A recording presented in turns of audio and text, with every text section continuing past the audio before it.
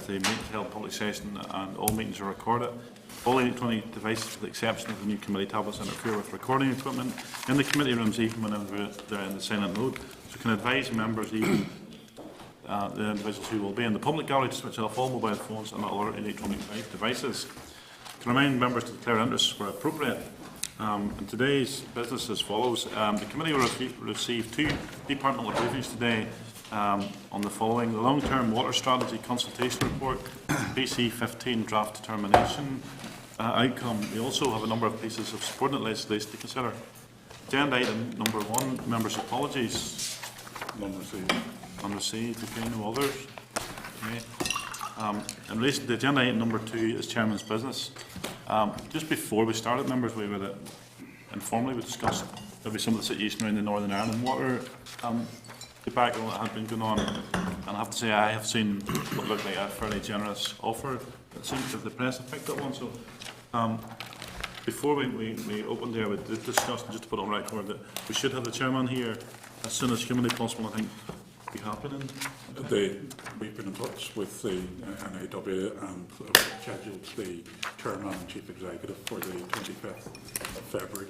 I think also, just to put on record, I think it's important for anyone else to come that could answer us questions around the whole talk situation, because I mean I appreciate it, and I mean and I was fairly restrictive on. I know David McNary tried to talk about that area on the day of questioning, and I kept him out of that because they were in the negotiation stage. But the negotiations are in the past, and I think it's time we were able to actually look at what the content of that was and whether it has been accepted or not at that stage. David?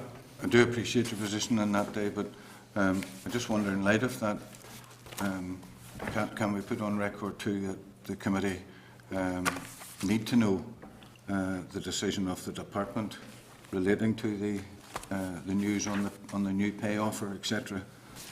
Otherwise, we won't be able to have a discussion about something that is an event. We want it to be an event rather than something that's hypothetical. Yeah, no, I appreciate it. I think that's important. And if we're talking about the 25th, that's given them more than ample time to try and resolve that particular issue. Joe, you indicated. Chairman, just from my perspective in West Tyrone, what my people want is to know that the people in the West are going to be treated fairly in relation to how there is coverage for maintenance, routine or otherwise. Yeah. As far as I'm concerned, whatever the pay is, that's an employer-employee relationship. That needs to be sorted out in another place.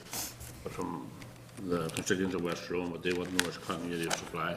Well, and I think that stands for everywhere in terms of the continuity of supply. However, I think we have a responsibility. I mean, this minister has come here continually, and he's a bit like Oliver Twist because he seems to be coming back with a begging bowl.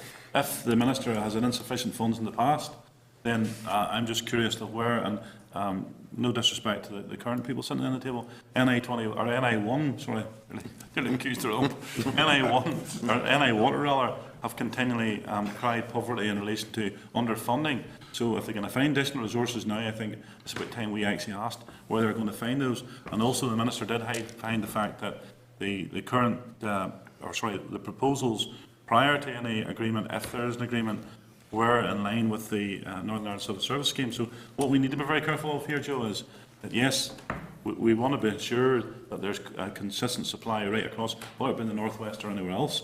But we need to be very careful that this department itself is not creating a stick to beat its own back in relation to other public sector employees. Chairperson, thanks. Obviously, this meeting with the chairman is very important, because there's been a wall of silence from the board as to what was going on, not just for the few months or a few weeks that led up to the crisis, but the years before it. So I think they should be warned. This is a scrutiny committee. We have a responsibility to ensure that the public are fully educated on what's going on in these semi-state bodies. So no attempt to have the meeting in the committee. It'll be up front, out in the open. We need answers, and those answers need to get to the public as well, because they're the people at the end of the day who are held hostage to a situation that should never have developed. Yeah. And I think that's fair, and I think we were in a difficulty last day because they were still in the negotiations. However, by the 25th, it's well behind them, so they need to be coming here and very upfront on what they want to tell us. Right, members, agenda item number 3 is the draft minutes. The meeting the 28th of January. I can refer members to page 6 of their packs. On the meeting, sorry, on the 28th, ask members to, if they want to agree, those minutes. Approved, yeah. Okay. Chairperson, I don't know if I'm allowed to comment or not, but can I say that, having served in this committee on a couple of occasions, this was one of the most successful meetings that I ever took part in, and demonstrated the absolute worth of having a scrutiny committee with the powers to sum as witnesses and to afford the public the opportunity to come and be heard. And I'm sure that must have been one of the best attended sessions ever, where up to 70 people turned up. And I'm certainly not. I think all members who were present performed in a way that's in the interest of the public. And the outcomes of that, I believe, can only be very positive, and that the focus is now very clearly on the absolute need to have a decent intercity service between the two cities. And congratulations to yourself, the clerks and everyone who helped to organise it. It really was a superb session, which I think the public have fully appreciated, and perhaps in a way give confidence to the public in the benefits of the Assembly itself. Maybe I should put on record my apologies. I couldn't be there on the Tuesday for a medical appointment that I couldn't get out of, even though I was here. You were there on Wednesday. But I certainly was there on Wednesday morning. I'd love to have been there on Tuesday night, because what I did hear from even the committee staff about the engagement of the individuals, even in relation to the line itself, I think that was important, and I think it does highlight. Others are critical sometimes of the money it costs to take us out of this place, but I think that event really demonstrated how useful it is to actually go and engage with members of the public and make ourselves more accessible to them. And even the number of people that sat in the public gallery, you do talk, John, about the stakeholder event the night before, but even the number of people who took time. Sorry, Chairman, I meant both. No, I appreciate you do, I appreciate you do, but I think it's worth noting that on both occasions that the numbers were quite good. Cathal? Thanks, Chair. Just to reiterate that, I think the previous night's engagement was very, very useful. And only maybe mild criticism of it, maybe that it was too short, but that was just the logistics of it, and I appreciate that, but it certainly gave people the opportunity, and it was well received by the press and covered very, very well in the North West, which is good news as opposed to what we normally be used to on occasions in terms of... Okay, members. Agenda item number 4 is correspondence. Can refer members to page 11 in their packs. And unless anyone's any objections or issues to raise, those that are marked with the suggested approach to note shall simply be noted. So can I ask the clerk to brief the committee on the key items of correspondence? Thank you, Chair. Item 1 is correspondence from the Department regarding objections to the 20 mph speed limit pilot schemes. Members may wish to note this in light of the road traffic speed limits bill, which is scheduled or on the order paper to have second stage on the 17th of February. There's also correspondence from the Department regarding severe weather in West Tyrone and the North West. There's correspondence from the Department regarding the road traffic fatality on the Malone Road in Belfast. Members may also wish to note that there's a press article on the BBC site this morning where a leading expert in highway safety has also called for the barrier to be replaced. Chairman, Yes, Jules. can I comment on that issue? The Dolan family I know personally very well, and they're very disturbed at the amount of public comment about the issue, but they feel it's terribly insensitive that the department can't reinstate that crash barrier, because they feel it was put there for a purpose originally, it was taken away for an unknown purpose, and they feel it's very insensitive to the department that they can't reinstate that barrier. Joe, I'll have to concur. I mean, I've watched this myself, and I mean, we all, in our own areas, we know about different barriers and the difficulty getting them, but I think we're all bewildered at how it could be removed. The other thing that strikes me as bizarre, and I read comments, I think it was this morning or else yesterday morning, where the Minister have met the family and is considering it. I mean, the very fact that there's evidence here that this could have saved one person's life, and the fact that it was established there since 1977, I don't think it should bear any more thinking about. It should have been replaced forthwith, and the sooner the Minister comes to a sensible decision, that's the better, because, I mean, I think wherever I read this, I mean, it's not a case of if it happens again, it's a case of when it's going to happen again, and that's very unfortunate. I mean, it's a pity that they won't learn lessons from this. David? I appreciate Joe's personal knowledge of this. I have met on 2 occasions a number of residents there since this issue, I think it's something that the committee really need to come back to or look at in depth. My understanding, clear understanding, is that the works order that was issued at the time called for the removal of the barrier, not any reinstatement. We hear this morning that the matter has now been hidden behind because there's police inquiries. The police inquiries took place at the time. There are reports made at the time by the accident division of the police. So I think this is an attempt to push this down the line. Understand the sensitivities of the family, but I did hear the father this morning and he's looking for answers. Could I just say that I strongly believe that the department are hiding behind liabilities and that they do not want this in case they're accused of negligence. And I wonder, would the committee be willing to have somebody from the department report to the committee on this issue? We need to know. As you said, it's not just this barrier.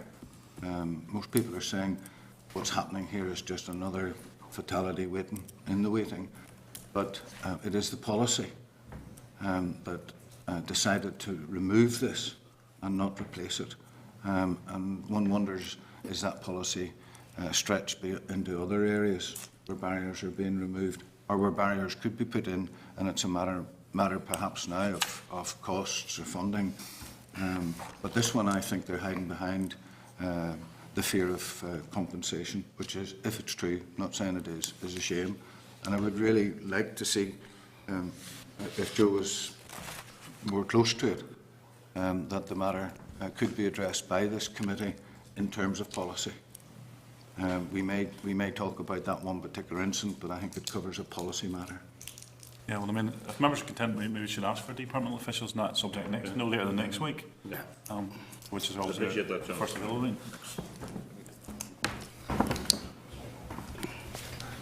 Sorry, it's the following week because we're actually out of the building again next week. Okay. If members are content, but It may also be unusual, perhaps, to be congratulating a BBC News reporter, an investigative reporter, on how he stuck at this and how he's pursued this matter and kept at it and kept it in the public light. And I think with his help, there might be some conclusive ending for the family as well as everybody else up there. Kevin McGee is the strange thing, David, is someone made a decision to put it up, and it had to be put up for a legitimate reason. So why they ever decided to take it down, I think we really need to get to the bottom of that. I think technically you're first in camera. I think, Chair, what's probably most disturbing is that the reason it was put up in the first place is because there's a couple of students killed there in the 70s. You know, that's the irony of it. And, you know, certainly I tabled a question to the Minister, and that's what they're saying the delay, they can't comment really on because this police investigation, but the longer that drags on, the more likely you're going to create another accident or fatality at the location. Cahill? Just to share the other aspect that the Kevin McGee report brought up there this morning, and take on what David was saying about the possible potential for compensation. But the actual physical cost is minimal. They're talking somewhere in the region of 6,000 to 10,000 to replace the barrier. So we're not talking about money at all there. But I think it is a responsibility thing. That's certainly what I would have read into that what has been said this morning. But if you take it down as saying, and I think we'll all come to the knowledge that they don't put barriers up for no reasons originally. That was the basis of a fatality. Double fatality. They've had to take it down, and another fatality caused after that. So, I mean, there should be no consideration about this. This should have been back I think it would be helpful if we were able to see what the side of the works order. I know that road for years. My children went to school just up the road, and for years I took them to school around that barrier, and you were always worried about somebody even stepping on it. It just was an accident, black spot. But I think what we need, or if we could see, is what was the works order? The works order wasn't just to remove the barrier. The works order was to do work on the bend. Consequently, to do that, they removed the barrier. They didn't then replace it when the roadworks were finished. And somebody took that decision. It'd be appropriate for us to ask to get comment. Yeah, okay. So we'll move on with members of contempt. We'll bring them in a fortnight's time. Okay. Are you finished there now? Yeah. Okay, members. Are members content to note the items that are marked accordingly? Yep. And are members content to request a departmental briefing? Well, we've already discussed that. No, sorry, that's a different one. Are members content to request a departmental briefing on the 20 mile an hour speed limit pilot schemes? Chairperson, I wonder, could we find out what the objections were from 3 out of the 4 proposed pilot projects?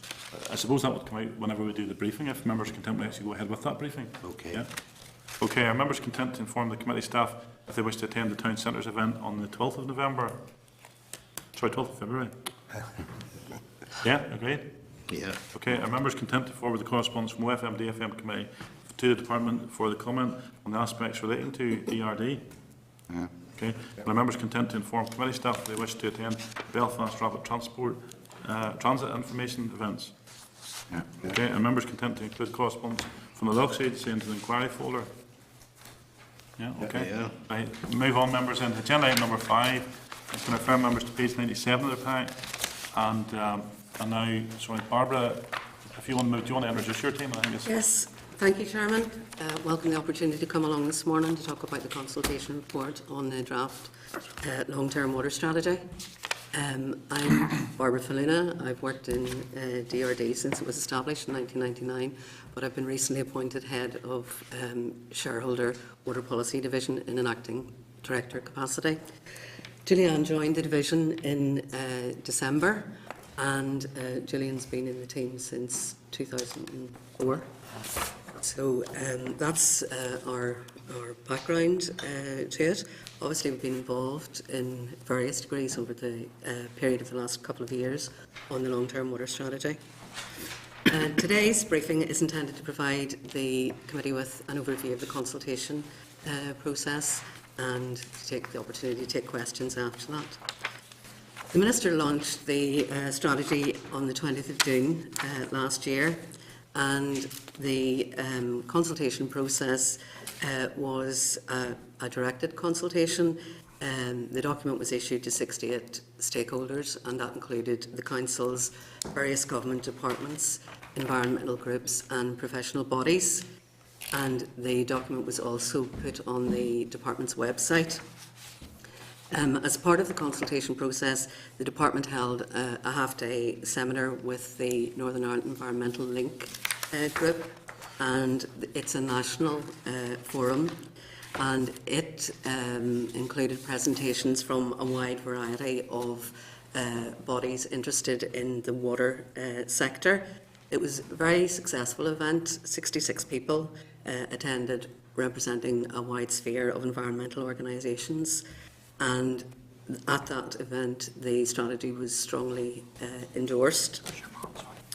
The public consultation ended on Friday the 10th of December, and since then we've been looking at the responses that have been received. The department received 41 written responses. These came mainly from local councils, other government stakeholders, some environmental groups and professional bodies, and representatives of the construction industry. The majority of the comments that we received focused on the questions that were set out in the consultation document. And as part of the process, we went through and individually categorised and reviewed the nature of the responses. In reality, there was very little criticism or opposition to the idea of the long-term strategy.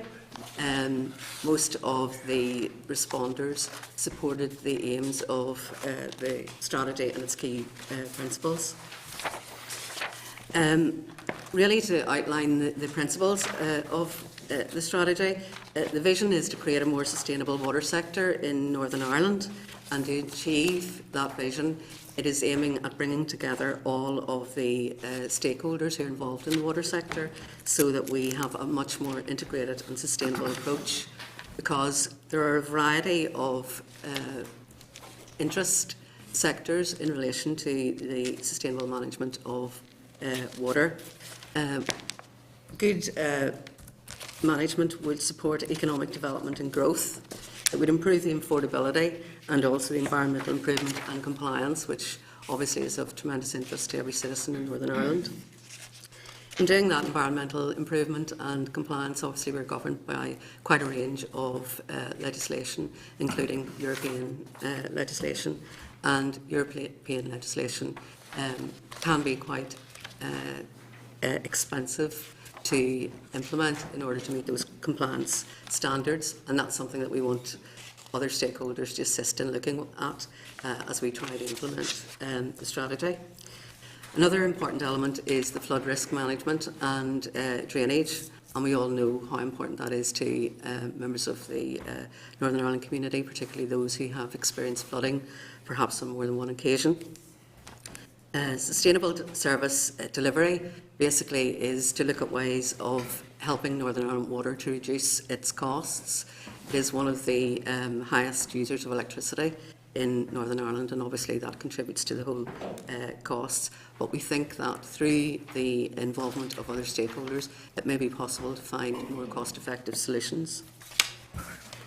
Overall, the key aims of the strategy are to provide high-quality sustainable drinking supplies to households, industry and agriculture, basically all water users, to manage the flood risk and drainage in a more sustainable manner, and, as I said, to achieve the environmental requirements of the Water Framework Directive. To provide sustainable water and sewage services really that meet the needs of customers is the really important thing. Our assessment of the themes that emerged in the strategy was, as I said before, widespread support, a desire to see the reduction in water consumption throughout Northern Ireland, both in terms of the NI Water reducing leakage, etc., and targeting that, but also educational process so that householders have the opportunity to understand the value of water and how they might help in reducing their water usage. The importance of flood risk management and drainage. We've already begun through flood risk management plans. These are being taken forward by the Department of Agriculture Regional Development, but the Department is very closely working with stakeholders there to ensure that this is fully reflected in our work going forward. Improving water quality in the environment. The Consumer Council undertook a survey as part of the whole long-term water strategy and the preparations for the price control 15 period. And certainly, as far as customers are concerned, this is one of the very important aspects that they've identified. And of course, improving the water and sewage services, an essential element to ensure that water at the tap meets customers' requirements and that the drainage services are as desired to improve the overall environment. As I said, the Consumer Council had gone through an extensive consultation process, a customer research for the PC15 period, and we used that to inform the strategy. And that reinforced the messages that were coming through from the wider stakeholders throughout our consultation. As far as next steps are concerned, Julianne will be in place to take forward the publication of the post-consultation report, and we would very much welcome any comments that the committee might wish to see included in the report.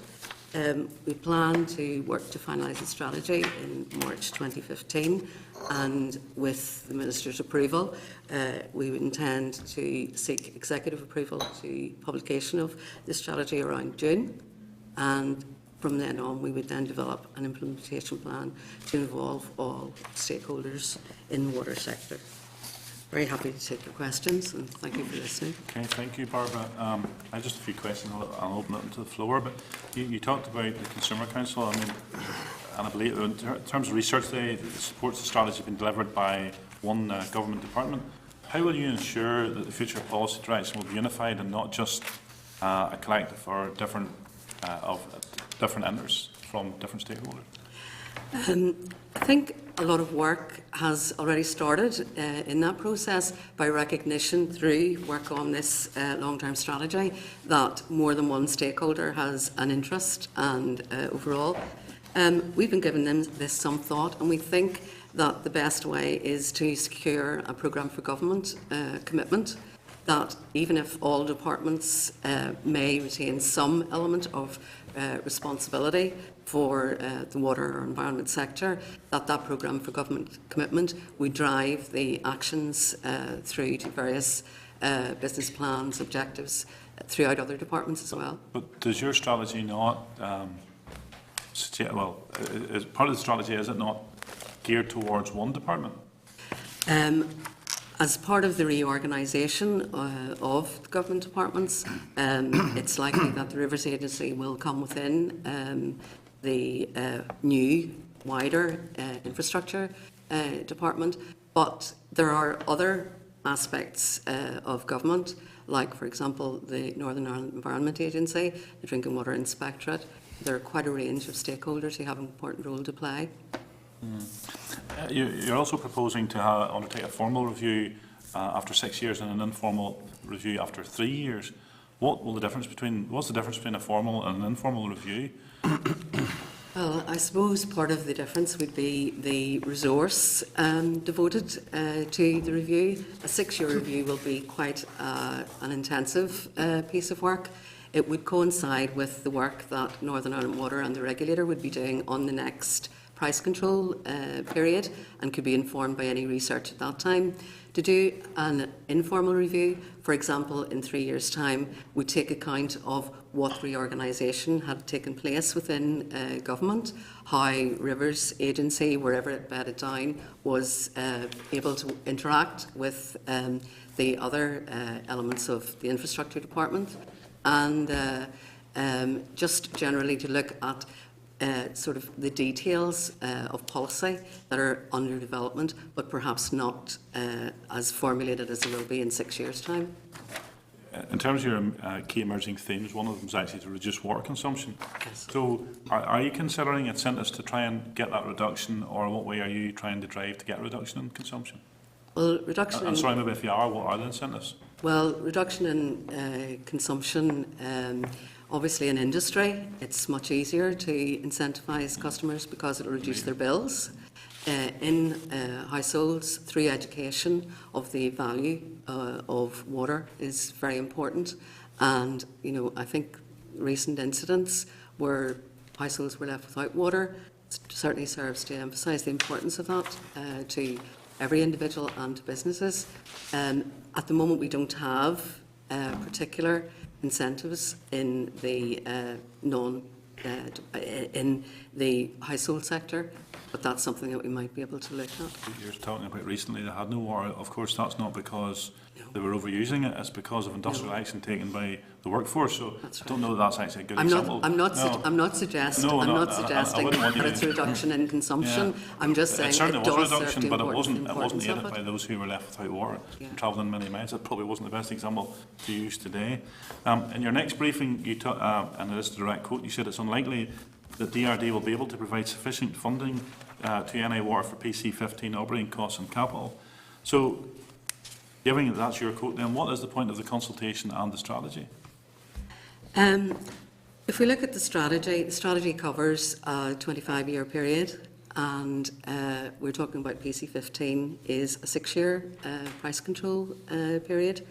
The whole purpose of the price control is to improve efficiency and reduce costs within NI Water, and the company has been managing that successfully over the last 7 years. As far as the long-term strategy is concerned, I talked about potential to reduce costs by reducing energy usage, by finding more sustainable solutions. So I suppose the message from stakeholders is it isn't all about large-scale capital investment. If the company can find other ways of achieving the desired outcome through work with other stakeholders, that may ultimately feed into future as well as current price control in terms of controlling costs. Before I open it up to the Deputy Chair, that's an interesting comment that it's not all about, and I mean, that's the first time I've ever heard NI Water making an admission that it's not all about investment. So it's probably an admission on their part that they've been doing something wrong in the past. Deputy Chair. Thanks, Chair, and thanks for the presentation. In the recent dispute, one of the issues that arose was under the investment in the West. You know, that all of this dispute happened in the West. That in the East, there were it was private companies, and they had been upgraded by PPPs. So how do you propose to address the historical underinvestment in both the water and the sewage systems? Well, as part of the strategy, the priorities will be identified, and that will feed into NI Water, and they have used the information coming through in that for their capital investment programme for the current PC15 period and beyond. The company looks at investment over at least a 10-year period, because there's so much preparation work and feasibility studies that have to go into it. But there will be a review undertaken, both an internal review within NI Water and a wider review by the regulator of the incident, and part of that will identify any resilience issues that the company had, and any potential for lack of investment. If I could go back to the report after the freeze thaw in 2010, where there was severe disruption due to the weather conditions and a variety of burst pipes. The regulator produced a report at that time with about 52 recommendations. It was a very extensive action plan that was put into place, and part of that was to increase the resilience of the company, and as a result of that, some interconnecting pipes were put in to allow wider distribution within the sector, and I would suggest that that would be the kind of thing that will be looked at. And I think within the current capital programme, it's likely that there may be some things already there that could help that process. Okay, and it's just on one more question, Chair. And I know that it has been said on a number of occasions you are one of the biggest users of electricity. Are you, or have you looked at alternative, particularly when you have a lot of these plants out in open areas, looked at alternative energy resources like wind or solar? NI Water is one of the biggest users. Its electricity bill is around about £30 million. They do try to make efficiencies by driving the cost down through negotiation of the contracts. But within the social and environmental guidance, the department did require the company to look at use of renewable energy, and it could contribute to the savings in the executives' targets, I think, which is to generate 40% of energy. NI Water is already doing this in some areas where they can feed electricity back to the grid, but there is the potential there for greater opportunities for that in the future. Yeah, and just, you said they did have a requirement to look at it, but how much has that advanced? Has there been any seriously look at has there any percentage be put on it that in 10 years that 30% would be alternative energy in that strategic sense? I wouldn't like to give a figure, but I could ask NI Water for that specific information, and could write to the committee about that. That's fine. Thanks, Chair. John Dallett. Thanks, Barbara. In your introduction, you mentioned flood risk management. Just can you expand that and tell us what your role in that is? Well, within the department, we have set up a new group which involves the Rivers Agency, Transport NI, and we're looking at all of that to coordinate the efforts within our department and wider, particularly with the flooding in some of the river catchment areas, but also in some of the areas, for example, Cicely Park. Members will be familiar with flooding events there, and the department has very much adopted a joint approach to improvements to the infrastructure in that area by working in partnership with Rivers Agency, and that's the kind of thing that we'll be planning in the future. Chairperson, is it not amazing that 16 years into this assembly, we're only getting around to do basic things like coordinate the activities of different departments. Because, you know, Chairman knows, everybody knows, that floodplains have been built on, planning permission has been given, Environment Agency have supported them. And we're only now starting to coordinate the whole thing. In the meantime, thousands of homes are flooded. Well, I mean, that's the Sustainable Water Strategy is trying to encourage all departments to play their role, and certainly that would be whenever this strategy document is published.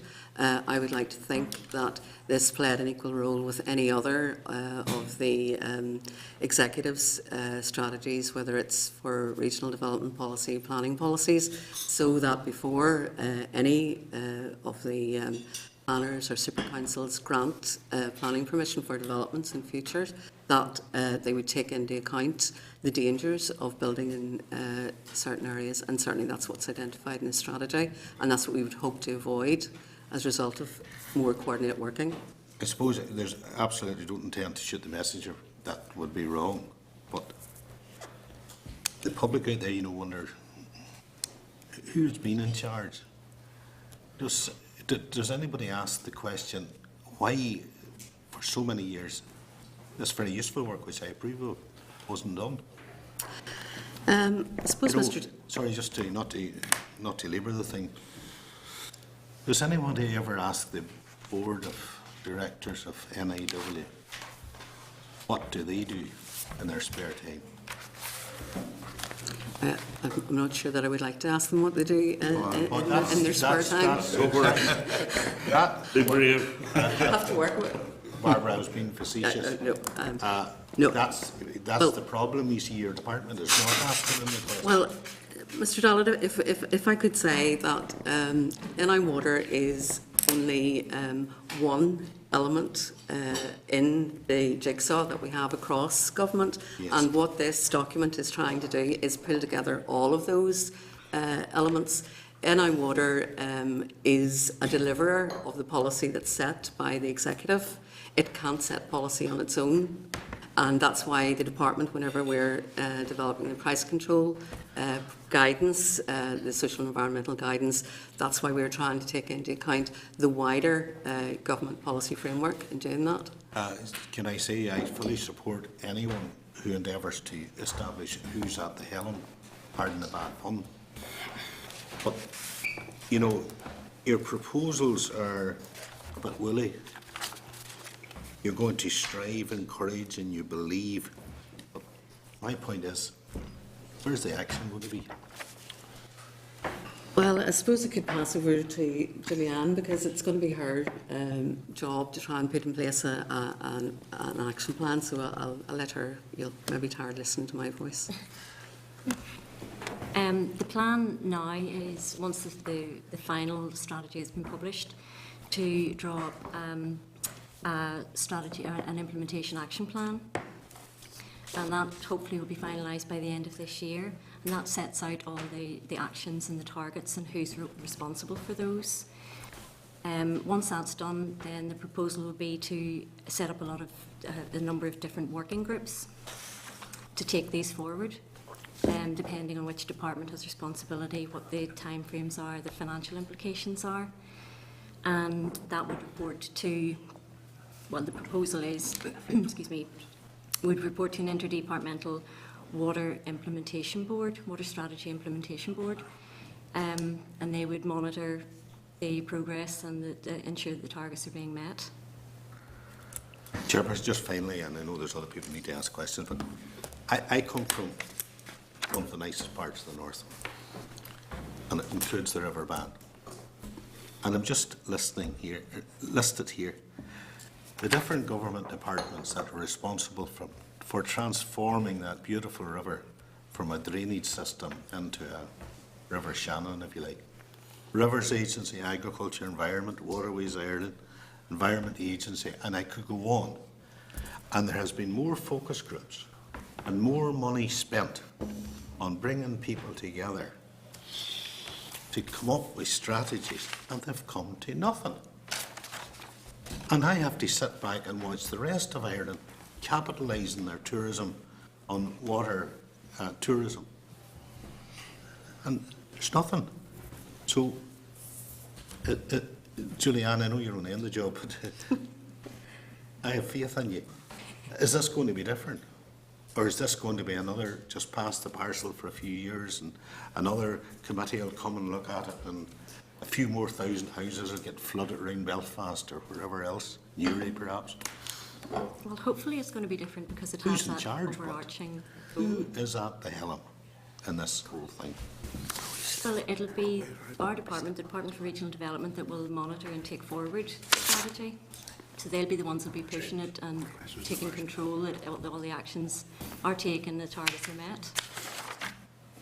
Julianne, the other problem, sorry John, but I was listening even to your previous answer, and I shake my head, and you're talking about something done by the end of this year, and then this terrible word, another working group.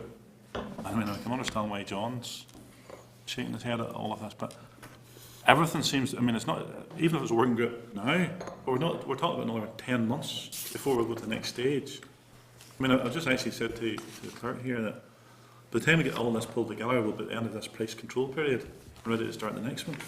There's no real action. It's the same as, and John talked about, and he used the words there, which are your words, and well, the department's words, but strive, encourage, and believe. Yeah. What about the water bill where consideration for SUDs? I mean, sustainable development or sustainable drainage in Northern Ireland shouldn't be considered, it should be mandatory. But if we only ever consider to do something, we're never going to take action. So Belfast can flood, Antrim can flood, everywhere else can flood, but each government department's only going to consider doing something. These are things that we all know will contribute as being a benefit to try and alleviate a problem. But to suggest we're going to consider asking people for, the SUDs in terms of drainage, to me that just doesn't. And it's as if we're trying to go easy on someone else an additional cost. There's an awful cost to people at the moment. I mean, if the executive think every time a house in Northern Ireland gets flooded, they run out with a cheque for £1,000 and the homeowners are content, maybe they're not listening, but the people would rather their houses weren't flooded and the government keep their £1,000.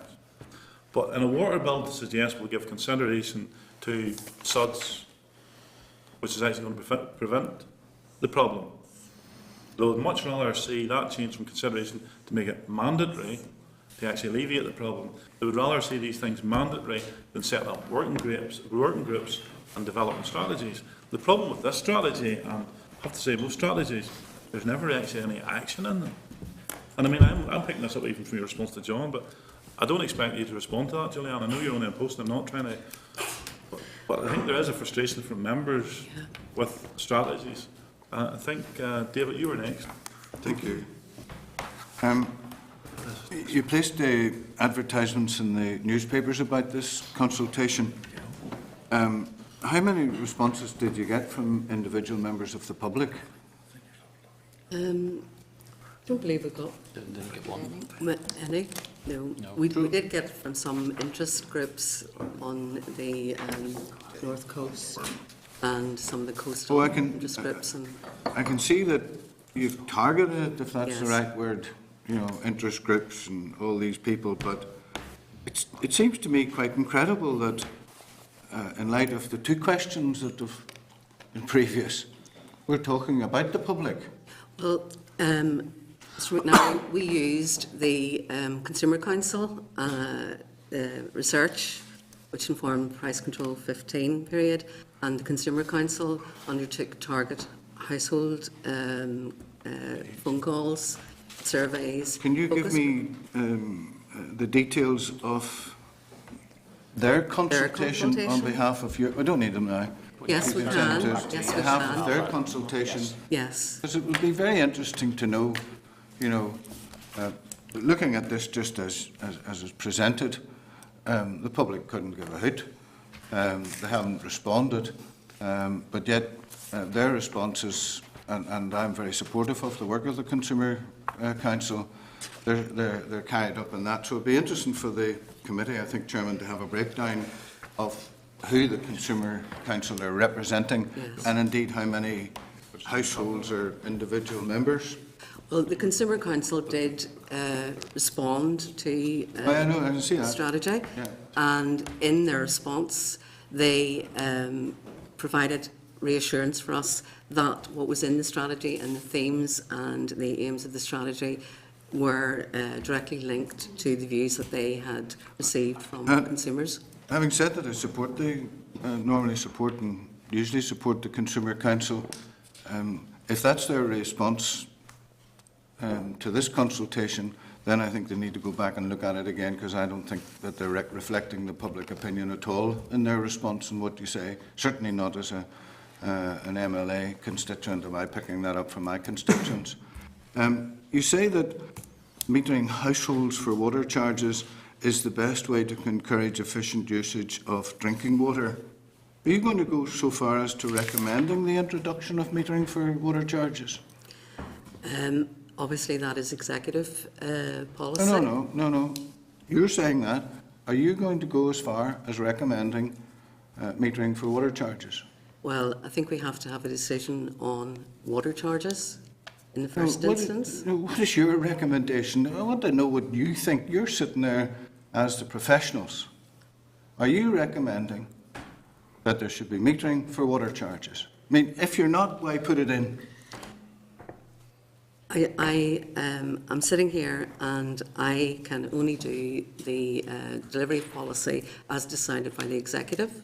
If the executive takes a decision that there is to be water charging I'm not going to buy into that, in Barbara, Northern with all Ireland, due respect. The statement that's in your report here in front of us, right, is a specific indication, right, that you believe metering households for water charges, right, is the best way to encourage efficient usage of drinking water, right? So if you think that,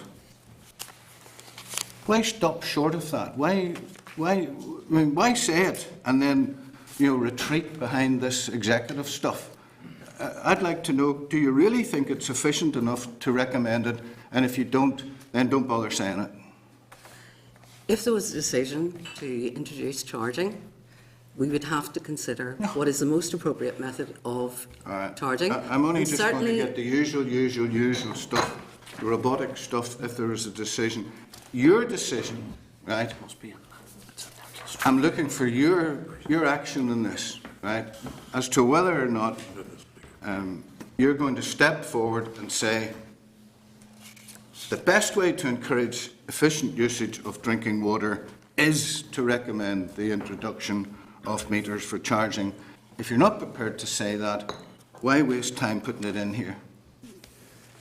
I can only say that if there's a decision, that is one of the policies that would be looked at in terms of trying to create a sustainable water and sewage industry. That doesn't mean anything to me, and it certainly doesn't mean anything to the public. I mean, you may as well not have said it. Just following up, if I may, on this very interesting point that the chairman was raising, about the SUDs.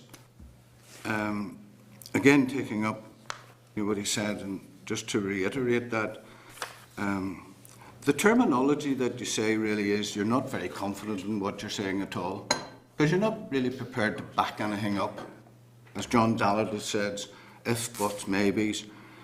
So you have put in this most ambiguous term, requires consideration of SUDs. Like the chairman, I think I'd rather that you just stopped.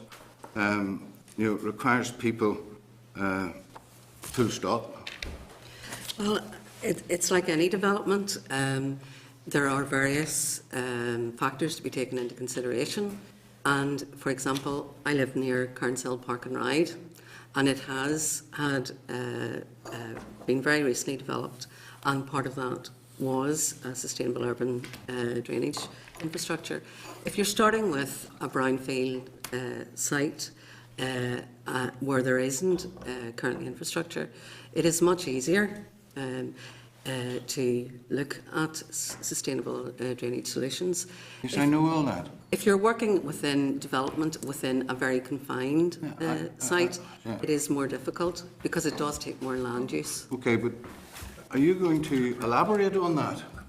Are you going to say specifically, this is the type of development suitable for SUDs, this is the type of development that isn't suitable? Are you going to say that? Well, in our work with the other stakeholders, those who will be giving approvals for future development, that is certainly one of the areas that we would Again, be you're not asking actually has going been to stick taken your into neck saying, consideration. you're not going to stick your neck saying anything. You're just going to hide behind these lovely words. Just finally on that, I assume that you have spoken to developers. Some of the developers and the Construction Employment Federation responded to the consultation. They were largely welcoming it. Well, what were they welcoming? Sorry. Well, the fact that it recognises the importance of the holistic approach to the management of water and sewage services from source to tap and then disposal. One of the areas, obviously, that they have an interest in is in the costs. Yes. And also in the future infrastructure programme for capital spend. That's a significant interest to them. So can I take from that overall what you're saying is that the developers that you spoke to were in favour of the introduction of SUDs?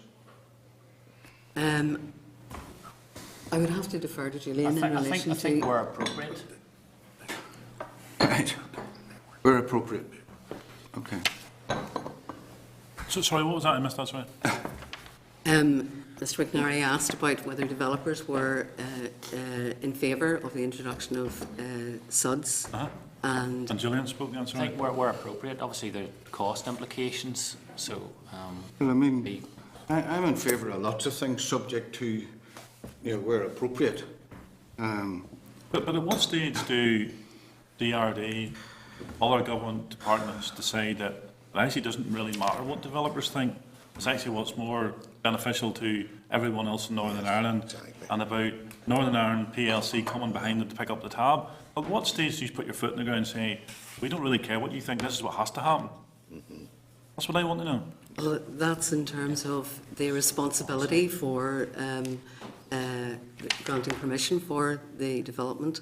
We'd have to take into account the policy on sustainable drainage. Of course, all, well not all, but NI Water actually would be a consultant in many major applications, so they have an opportunity to actually say that their system is currently under pressure, and yes, we are content, provided you do X, Y, and Z.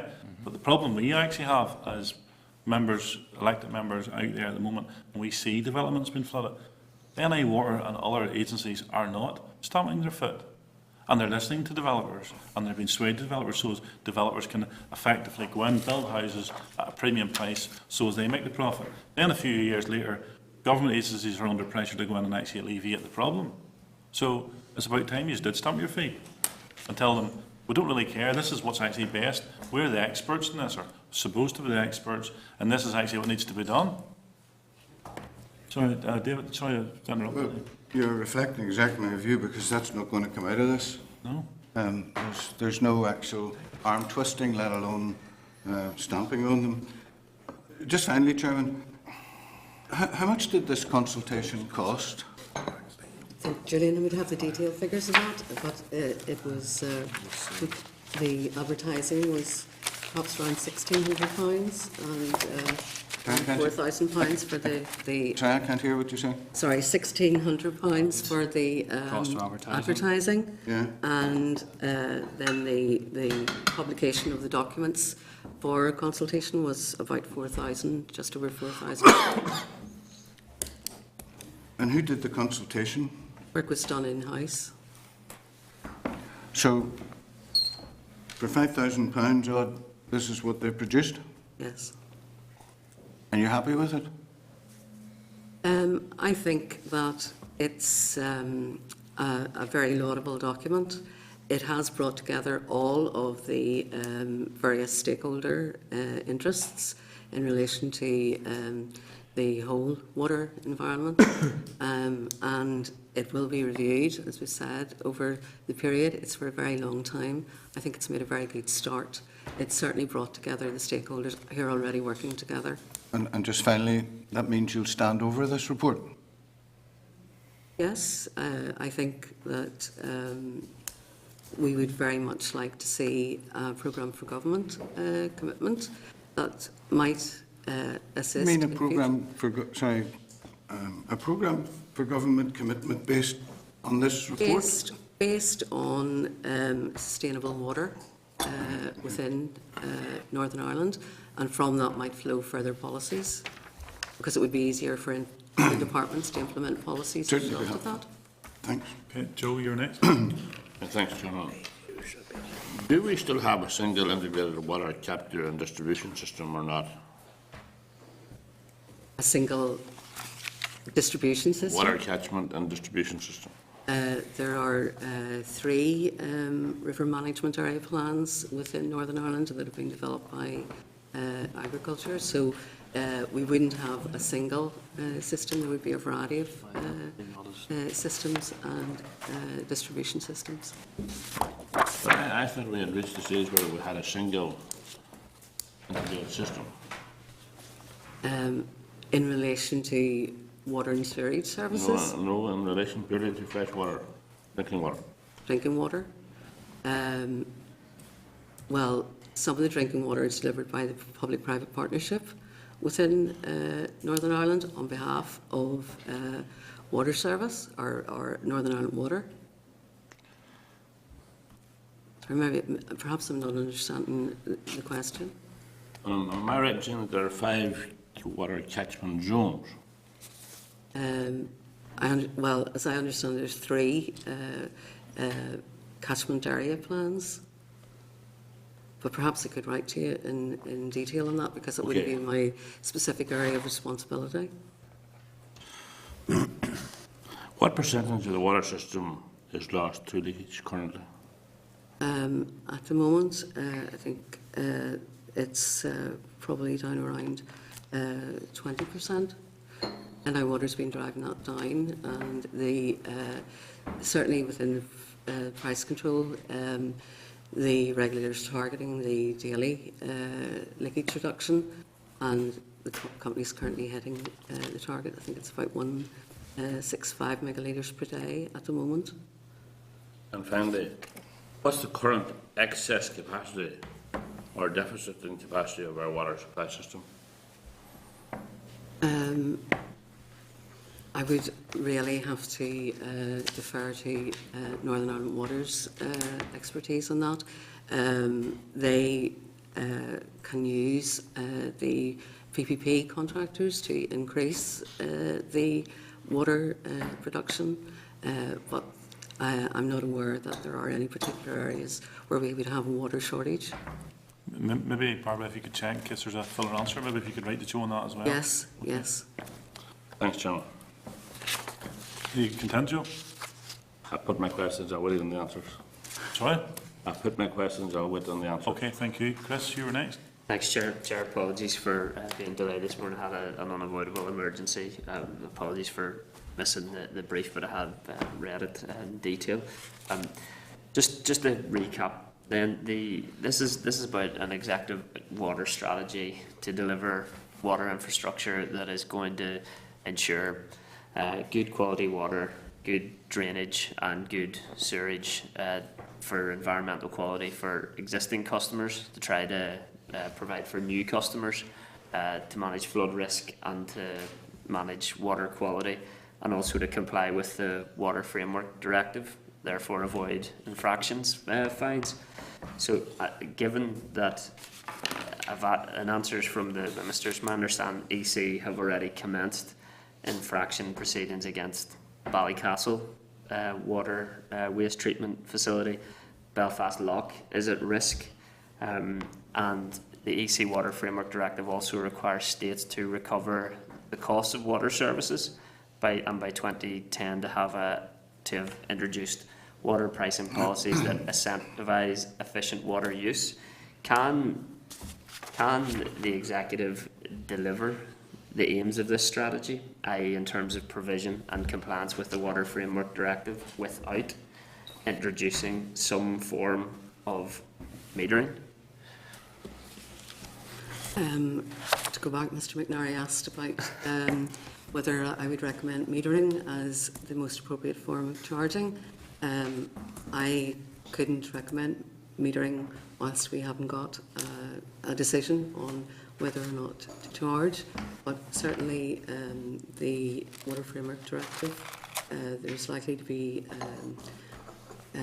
further review of that, and what the executive policy is on charging may come into focus as a result of that. Okay, well, Chair, so the consultation response said that achieving these aims would be best achieved by some combination of education, public awareness, water-saving devices, and perhaps metering is the wrong word, and charging perhaps.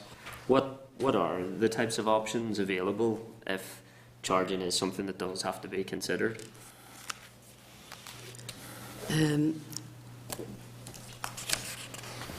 I really don't feel that I can advise the committee today because I would need to get clearance from the Minister on what I could say in relation to But Barbara, charging. at what stage do officials advise ministers? I mean, and I think Chris and both David maybe asked in a different type of way, but and I think if you take Chris's point, the way Chris is presenting the argument in relation to this, I mean, I'm doing the yes minister here.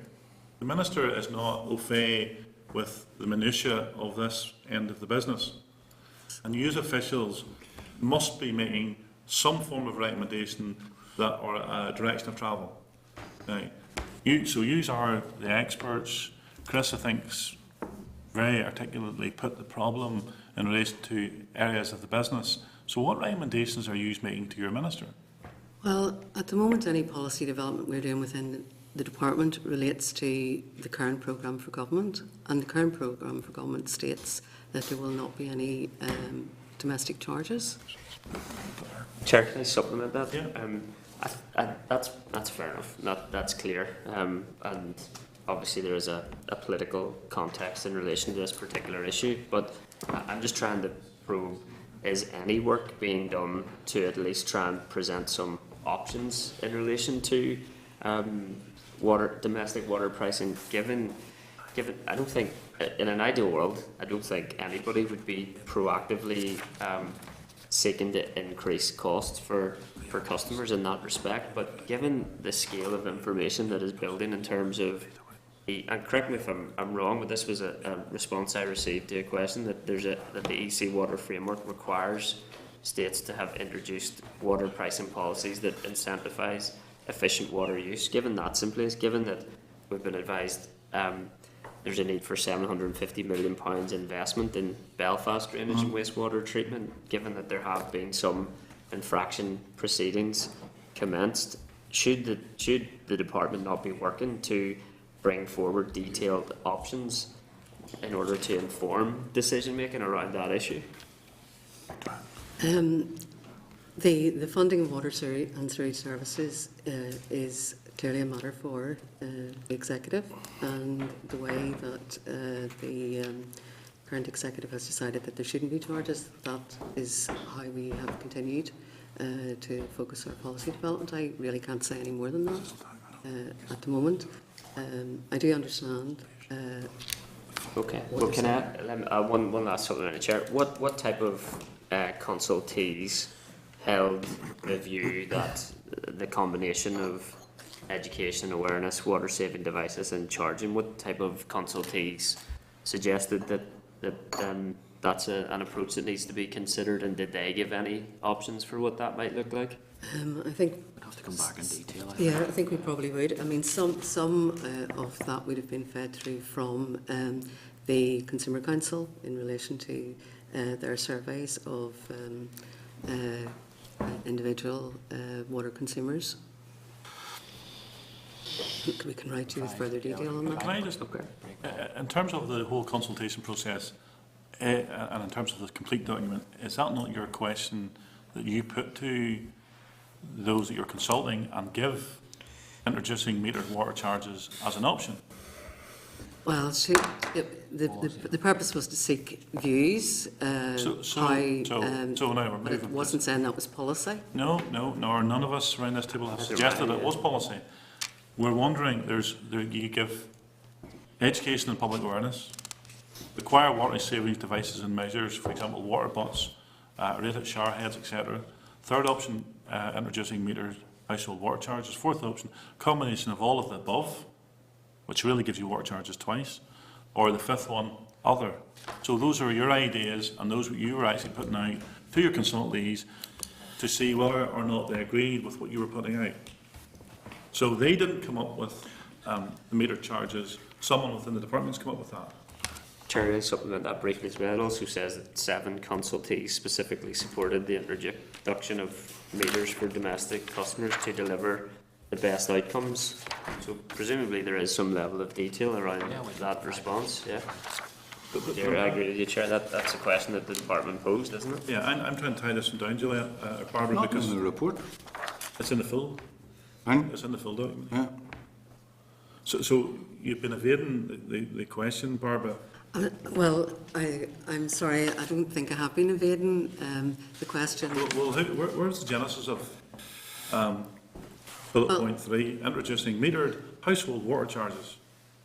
Well, if we're going out with a document to seek views, Well, you're not seeking views, but you're actually planting thoughts. well, There's a difference. seeking views from members of the public, I'm quite sure Or that prompting some members members of the public. from, well, the Consumer Council would have picked up on these questions. We're not talking about the consumer. well. We're talking about, this is your document, this is your consultation, this is how you presented it to your consultees, and this is where you prompted them to respond. And not one occasion, actually two, because, as I say, combination of all of the above, which included water charging or water charging in its own. Well, it gathered a range of views from stakeholders on a whole suite of questions associated with sustainable water. It gathered views to answers to questions That we someone that from the the department department posed. actually prompt Yes. them to respond to. They may never have been in the responses that haven't been put in front of them. So someone within the department is actually taking that direction. I would have to go back and look at the rationale behind including that question. Barbara, I thought you were the head of the water and policy. Yes, that's right. So do you not know what's going on within your own department? I wouldn't have been responsible for the development of the full document at this point. I can certainly look at the rationale behind including that question and write to the committee.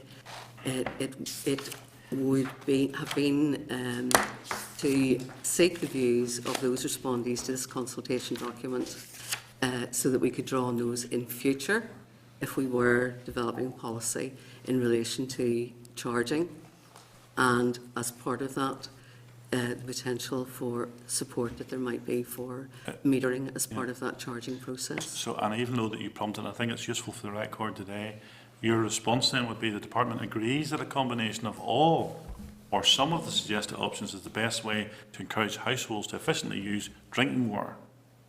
I think And that that's your response. the response would be that the department considers that No, this is your metering response. should be... I'm reading it from your document.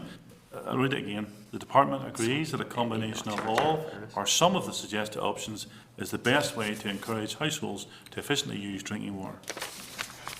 That's your response. Chris, were you finished there? Yes. I have a supplementary just on the back of that. Just again for information, if you can send it on to us.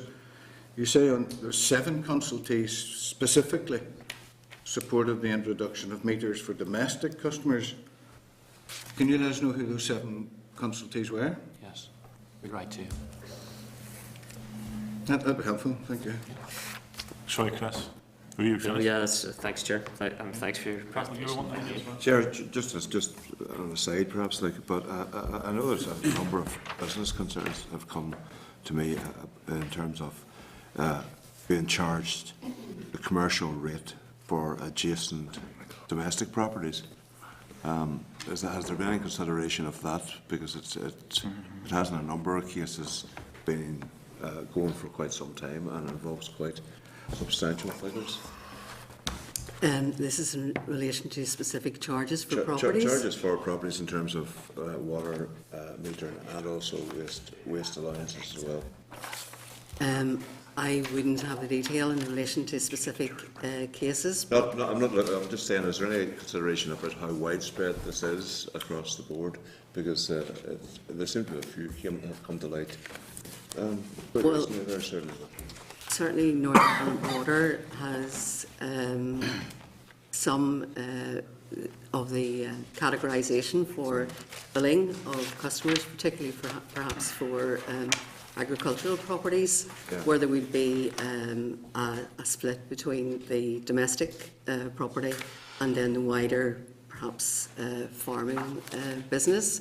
There would be allowances for the domestic element of the bill, but perhaps it's something else that you're talking about. Well, a different it's not, kind no, of no, business. that's exactly it. But in other cases where we have perhaps business going out of business, then continuing to be charged at the commercial rate while they are, particularly in terms of farms. I know that has happened in a number of cases. I'd be aware.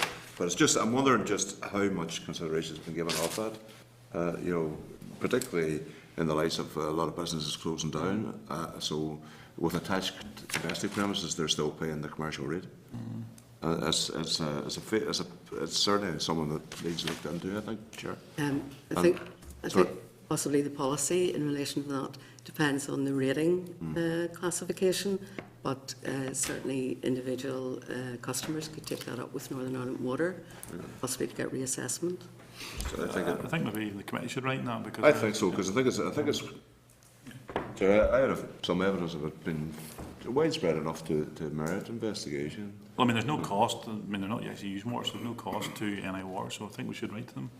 Yeah. Why they're continuing? Well, the cost to the customer. Yes. Paying the Well, commercial there's no actual cost to NI Water, but they're not using it. So. Yeah, absolutely. And just the other chair, just in terms of the water management areas, and I know my area specifically, and also Sean Lynch's area here, the whole aspect of the danger of contamination through fracking. Has there any consideration of that in terms of future water supply or costs? Well, certainly in relation to the licensing for Perceived. Potential. in terms of the licensing for fracking, provision of licensing, that we addressed with the Department of Economic Development, but surely it has a place in any future water management plan. Well, considerations. The impact on the water quality would have to be taken into account, and we would have to obviously comment on that whenever there were any decision to be taken on that. And also the dependency on Lough Neagh as well, so water supply. Well, major user for Lough Neagh would be the PPP contractors, as that's one of the main areas of source for water for them. Okay, members, I'm going to hand over to the Deputy Chairman and move on to the next section. This is next.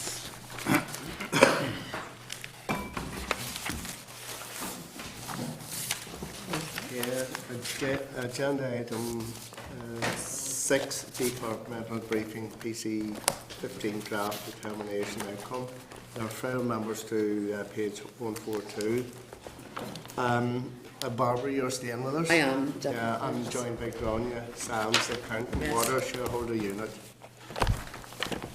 And I want to thank the other two members for coming to the committee. So you want to do a short briefing, Thank you. Barbara, and then we'll open up for questions. Thank you.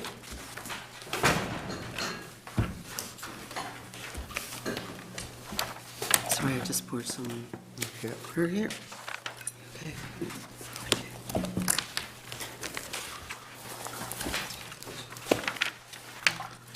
Okay.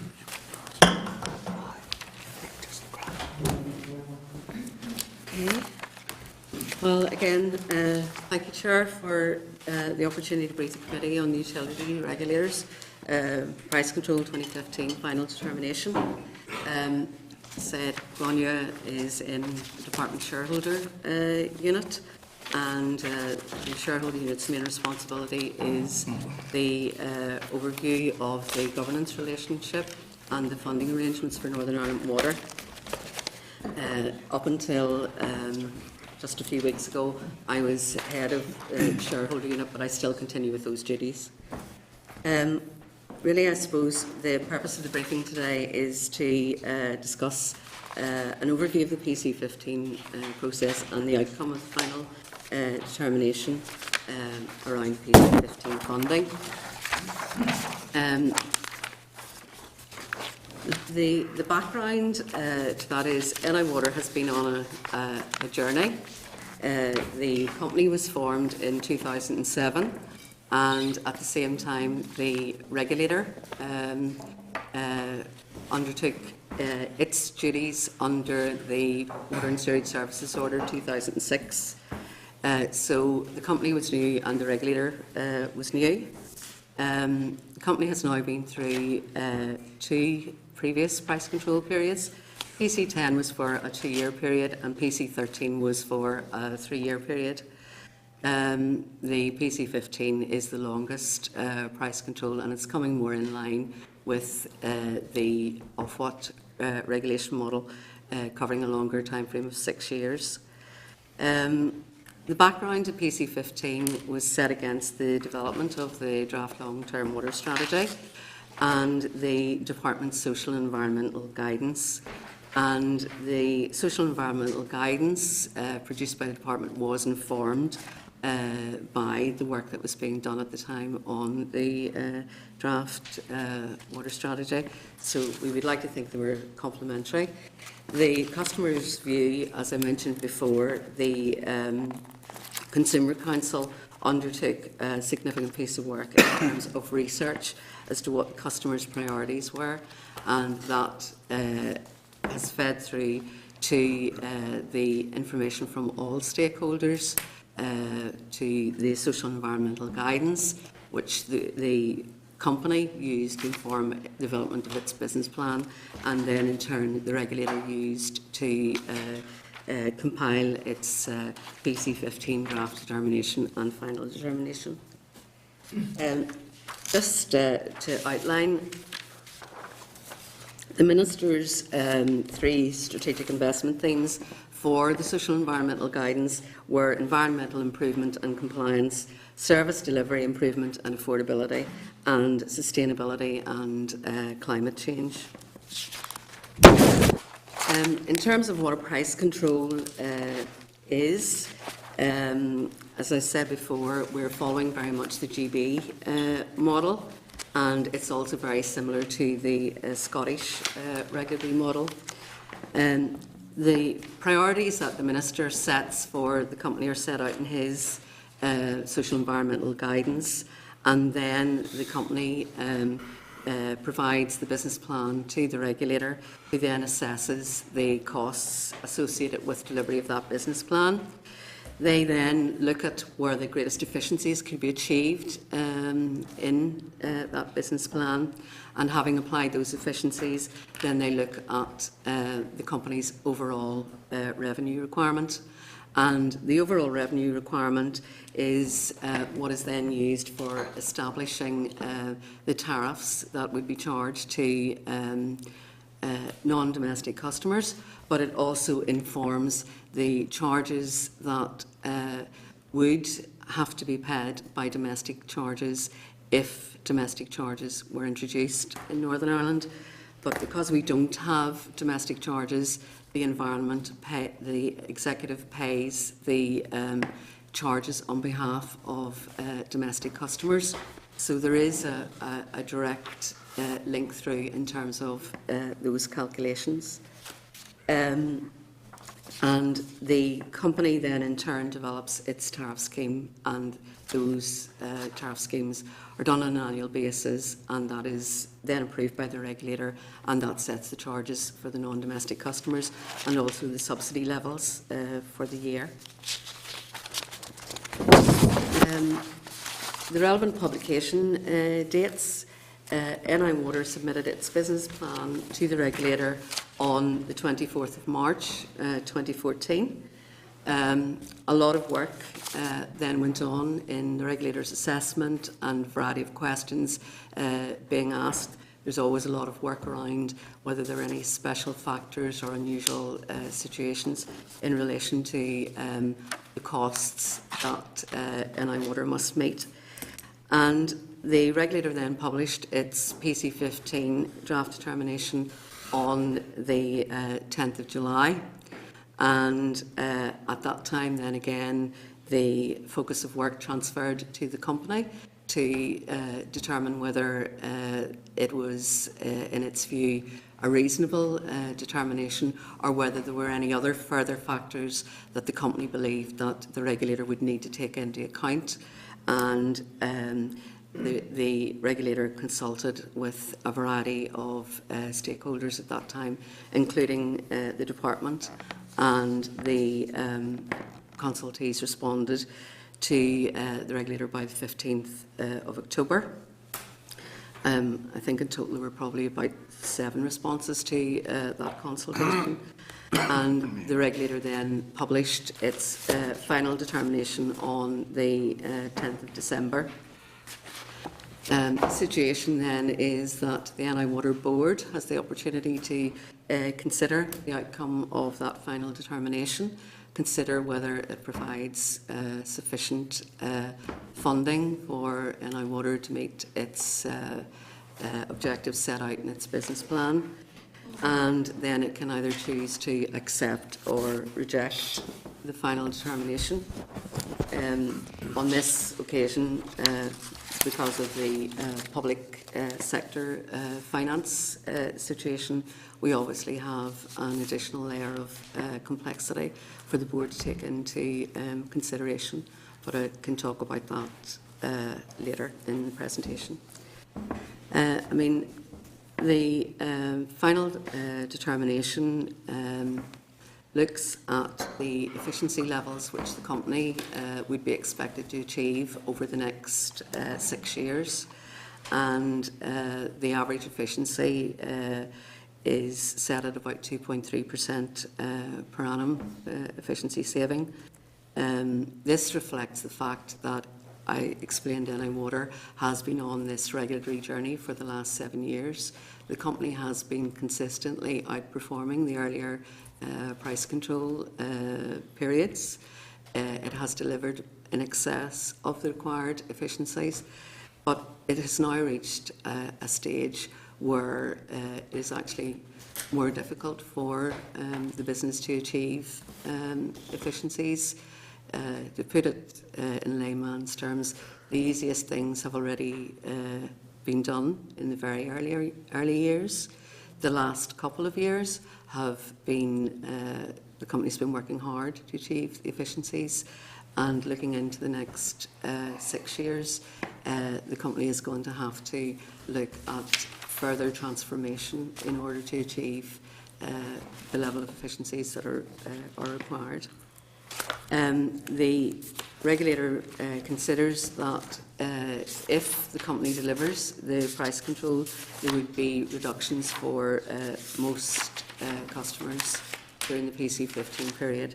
The way the regulator calculates its assessments, it would be before inflation is applied, but that's standard across all regulated utilities. Some customers would face an increase, and that would be unmeasured non-domestic customers, and that is because of a rebalancing of the costs within the organisation, because there has been improved data available that has been developed over the last 7 years and can now be used as it's been tested for this price control period. Overall, the impact of the subsidy would be a payment over the 6-year period of 1.774 billion, and that subsidy payment is the payment that the executive would be required to make to NI Water in lieu of domestic charges if the policy not to introduce domestic charges were to continue for the whole of the price control period. The final determination demonstrates that the operating costs in the NIW business plan have been reduced by 5.1 million per annum. So basically that's saying that the regulator hasn't permitted NI Water to have all of the costs that it had included in its business plan. There were some issues at the time about uncertainty over the rates bill. The regulator has now included an increased estimate for the rates bill, and the increase in the rates is 13 million. I'll pick up on that at a later point in the presentation. We had certainly worked very closely with the Land and Property Services and Northern Ireland Water in trying to avert such a huge increase in the rates bill because it does not reflect any improvement in services to domestic or non-domestic customers. It is a calculation that is reflective of the level of income that NI Water receives and how that's accounted for. And part of that is as a result of the high level of subsidy that is paid to Northern Ireland Water. Basically, NI Water is being treated as other utilities for the purpose of the calculation of rates, looking at its income and expenditure, whereas in reality the subsidy may not be true. It's an accounting figure, and the level of profits that the company shows in its accounts aren't real profits, shall we say. One other important aspect for the company, I'd mentioned the fact that it's going to have to embark on another period of transformation, and in the draft determination the regulator had not made an allowance for future VR, VS and business improvement, and that was certainly of concern to both the company and the department, but as a result of the representations they have seen their way to manage that, so there will be the opportunity for funding for both voluntary early retirement, voluntary severance scheme and business improvement going forward. The final determination basically is based on a capital investment of 1 billion over 6 years. That's the current estimate of the public expenditure available, and I'm sure in earlier presentations that you would have had from Northern Ireland Water, they would have referred to that as the constrained capital investment figure. Whilst that allows them to undertake the work that they've identified within the business plan, both NI Water and the regulator believe that the company could successfully invest more than that 1 billion if that money was available, and that would help improve compliance and environmental standards. As far as the split between the capital programme and the almost 55% of it is required to maintain the existing assets, and that's called base maintenance. So before the company would begin to invest in new assets, which in turn drive operational costs, they would want to maintain the current assets, and that's been a very important driver for the regulator as well as the company.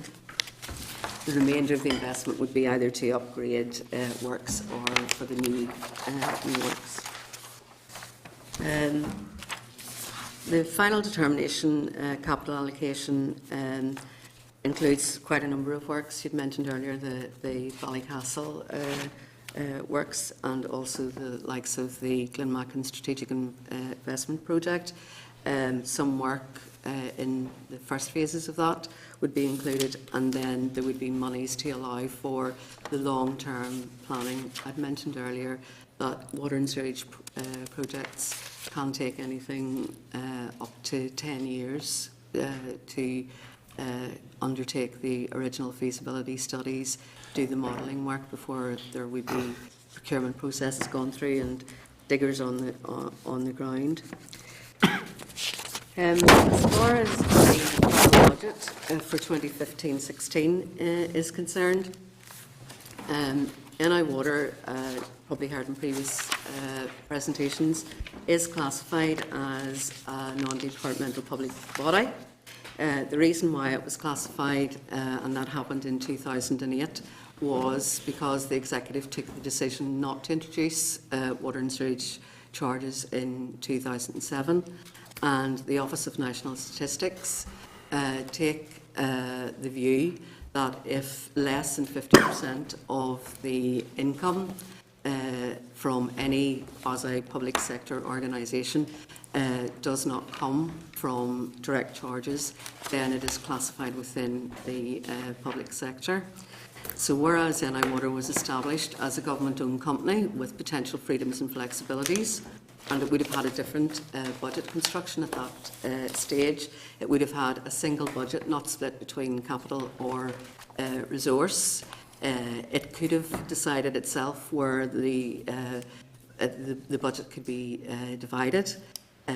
Once that classification was changed in 2008, that immediately brought it within the confines of the public expenditure system, and the budget that the department has to bid for any resource or capital expenditure for Northern Ireland Water, and that's where the main constraints arise. Obviously, the committee has been briefed about the 2015-16 budget, and that is going to be quite difficult to manage. The PE funding required to fund PC15 in 2015-16 is 113.9 million. That's what's identified in the regulator's document. And at the moment, the amount that is identified for Northern Ireland Water is a rollover from the 2014-15 budget, and that's 99.2 million. And as you can see, that results in a PE pressure. And as I've already explained, the main reason for that increase is the new rates bill for water coming out of the revaluation exercise undertaken by the Land and Property Services. So it isn't as a result of NI Water increasing its costs in other areas, it is a direct impact of the rates revaluation. The other issue around the NI Water budget, this 99.2 million is a net figure. It takes into account the amount of income that the company can recover directly from non-domestic customers. And if, in the event that the budget is reduced, then the regulator would be looking to adjust the figure that could be recovered from non-domestic customers, because they would not wish to see a situation where customers were paying for services that weren't received. I've already mentioned that the 13 million is what creates the PE pressure. There was no additional allocation to the DRD budget as a result of the increase in the rates. NI Water is the single biggest loser as a result of the rates revaluation. Some of the other utilities, we understand, although we haven't seen any figures, but we obviously engaged with the regulator, who would also, as it's a regulator for the electricity and gas industry, it would have access to certain information. The other utilities, I think, also have had significant increases in the rates bills as a result, or will have for the new financial year as a result of the rates revaluation. The 99.2 million, which is the rollover from 2014-15, was already a reduced budget. There were, if NI Water had been fully funded in the current financial year, it would have had another 4.1 million allocation. Because the department wasn't successful in bidding rounds throughout the year, we basically didn't have any additional money to give to NI Water, and they've had to absorb those costs in the year. Looking towards the 2015-16 first year of trade, we have gone through a series of exercises with Northern Ireland Water in terms of asking them what the reduced funding would mean, and they're obviously looking very critically at that, and we're also engaging with the regulator. But at this point, probably fair to say that the department is looking right across the budget, and there is no final settled budget figure as yet. But it would be of serious concern to the Northern Ireland Water Board, and could impact on whether they can, in fact, take a decision. The one thing probably to say is that the 2015-16 budget figure is for a one-year budget, and we're talking about a 6-year price control period. There is no budget for the remainder of the price control period, and certainly the department will have to go through the same bidding process as any others, and it will be very important that the case is very strongly made for future budgets about the importance of water and sewage services to the whole NI economy in terms of future development and provision of growth for all kinds of businesses, manufacturing business, agri-food sector. All of those really rely on a strong water and sewage business. NI Water has a big decision to make by 10th of February. That's the 2-month period is up next week. That'll be for the board to decide whether it can accept or reject the price control for the business plan for the PC15 period. I think that's probably, well, I'm sure if there's anybody from NI Water, they will be thinking that's probably the quickest canter through PC15 that they've ever heard. But hopefully that gives you a flavour of where we've got to with it. I'm happy to take questions. Barbara. No doubt other issues will come up when I bring in the members. Just go back to the rates evaluation. You said that NIW would be one of the biggest losers, but at the same time you had said there will be an increase in some customers will see an increase. Does it not balance out those who see a decrease and those see an increase in that process?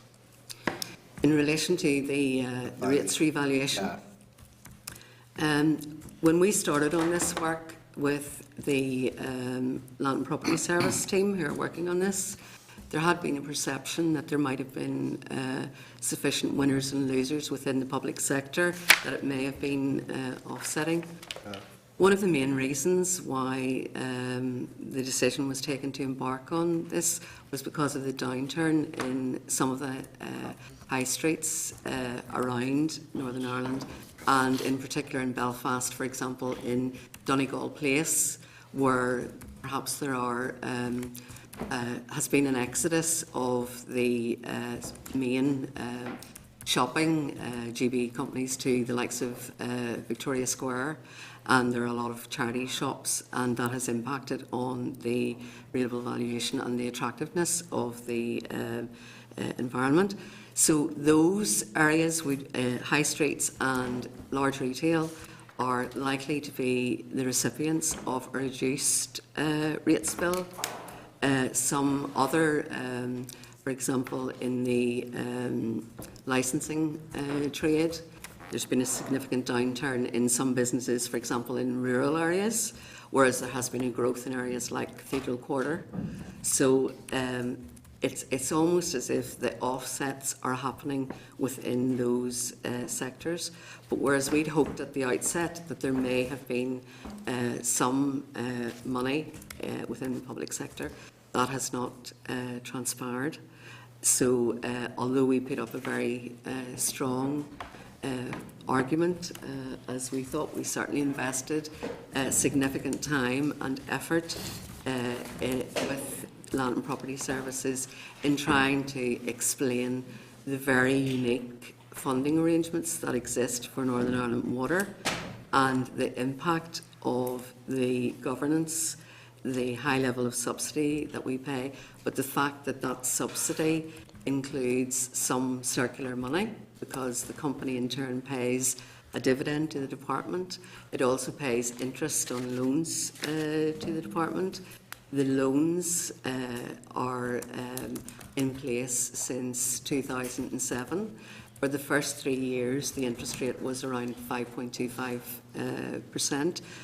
And we did try to explain, if NI Water was a commercial company, if it was Northern Ireland Electricity, if it was Phoenix Gas, it would be able to take action to reduce some of these costs by trying to refinance, by reducing its interest rates, but that isn't available to Northern Ireland Water. Okay, and how is it calculated? I know you don't work for Land and Property Services, but what way is it calculated for yourselves, for NIW? What way is? Is it calculated with the Land and Property Services? Land and Property Services have looked at the regulatory accounts for Northern Ireland Water. It calculates the water side of the business on the basis of expenditure and receipts, and it calculates the storage side of the business on a more traditional asset space. But I think it's probably the top 40 assets that were individually valued, and then the rest was done on a matrix type basis. But as far as the water side of the business, and it was the water that has been more significantly affected, it was a very sort of straight expenditure and receipts, and because the subsidy comes through as part of the receipts, that's part of the reason why the figure has increased so much. It's been about, Ron, you can remind me, but I think it was about 2002 that the last... 2003 that the last revaluation was undertaken. They had, I think, got off the starting blocks but didn't go through with it around 2010, and the fact that NI Water is a completely different entity to how it would have looked in 2002 has, whereas if there had been revaluations on a 5-year period ongoing, this wouldn't have been as sort of big a hit in one fell swoop. Okay, thanks. David, I want to bring members in. Thank you, Deputy Chair. Very good to see we have an identified departmental accountant at the table. That's very good. You're very, very welcome, Grania. Thank you. And could I say, overall, we're not the awkward squad in this committee. We just ask questions to be informed. Some of the answers make sense, some don't, and some of the questions make sense and some don't. So it equalises itself out.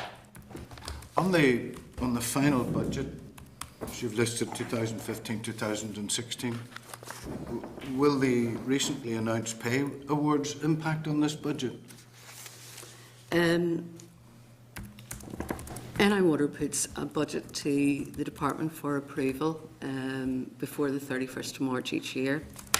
This year, because we don't know what the final budget, there's likely to be a delay. Whatever NI Water determines as its costs, that must fit within the price control period. So we wouldn't ever approve any amount that was outside of the price control. If NI Water will have to business case the pay arrangements and put that business case to the department will have to go through a review process of that pay remit and business case to identify whether it's within the wider public sector policy, whether it is looking for efficiencies in any way, if it's perhaps looking to buy out terms and conditions, whatever that might be. We will analyse that. We will then put that to the Minister. The Minister will have to approve that. We would have our economists look at it as well. And then it will have to go to DFP. And that would be the normal process. I'm grateful to you, Barbara, for outlining the process in that. You can understand why I would want to follow this up on the matter of budgets are so important and all the talk. At this moment of time, I take it that this final budget that's in here doesn't include for any new pay awards. These figures haven't been calculated on any new pay awards. They would take into account whatever normal increases there would be in salaries over a 6-year period. But I take it, well, all right, I take it when these were produced, you were as unaware as I was or anybody else was that there was going to be this new pay agreement.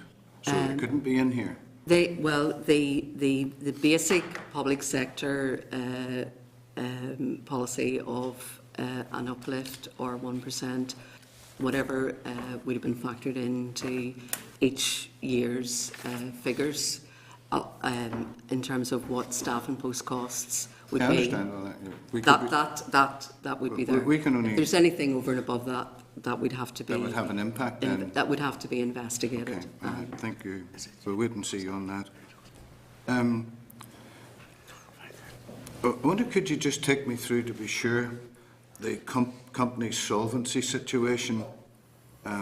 Is it profitable, or has it been profitable this past 2-3 years? And I think also, more importantly, somebody can be out of profit last year but be coming into profit the following year. Is this company likely to be profitable this coming year on the basis of your report?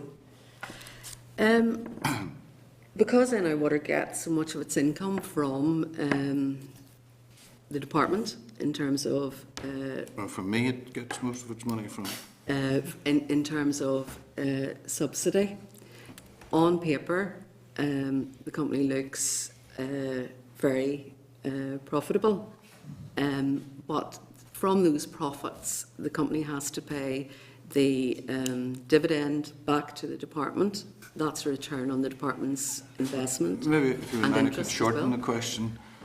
Is it net profitable? Yes, it would be, because the way the PC works out is that it gives NI Water a revenue in order to cover its costs. Okay. Perhaps I maybe should know this, and maybe I'm too lazy to go and look for it, but perhaps if you could, through the committee, advise us of what cash at hand it had at the end of the last financial year and the value of its assets, if that would be agreeable. I think we are due to brief the committee in a couple of weeks' time on the finance, but certainly we can write to you ahead of that. Well, it'd be great to have that in front of us then, that information. That would be good. Okay.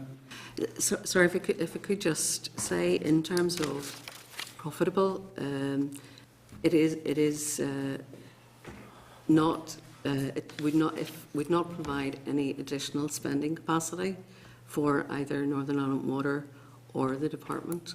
Well, it's just because- another TransLink, except it's on the water instead of on the road, is really how... Well, yeah.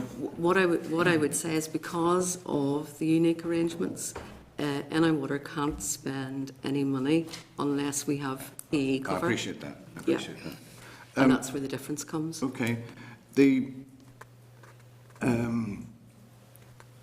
14.7 million pressure that you rightfully address and flag up here on expenditure.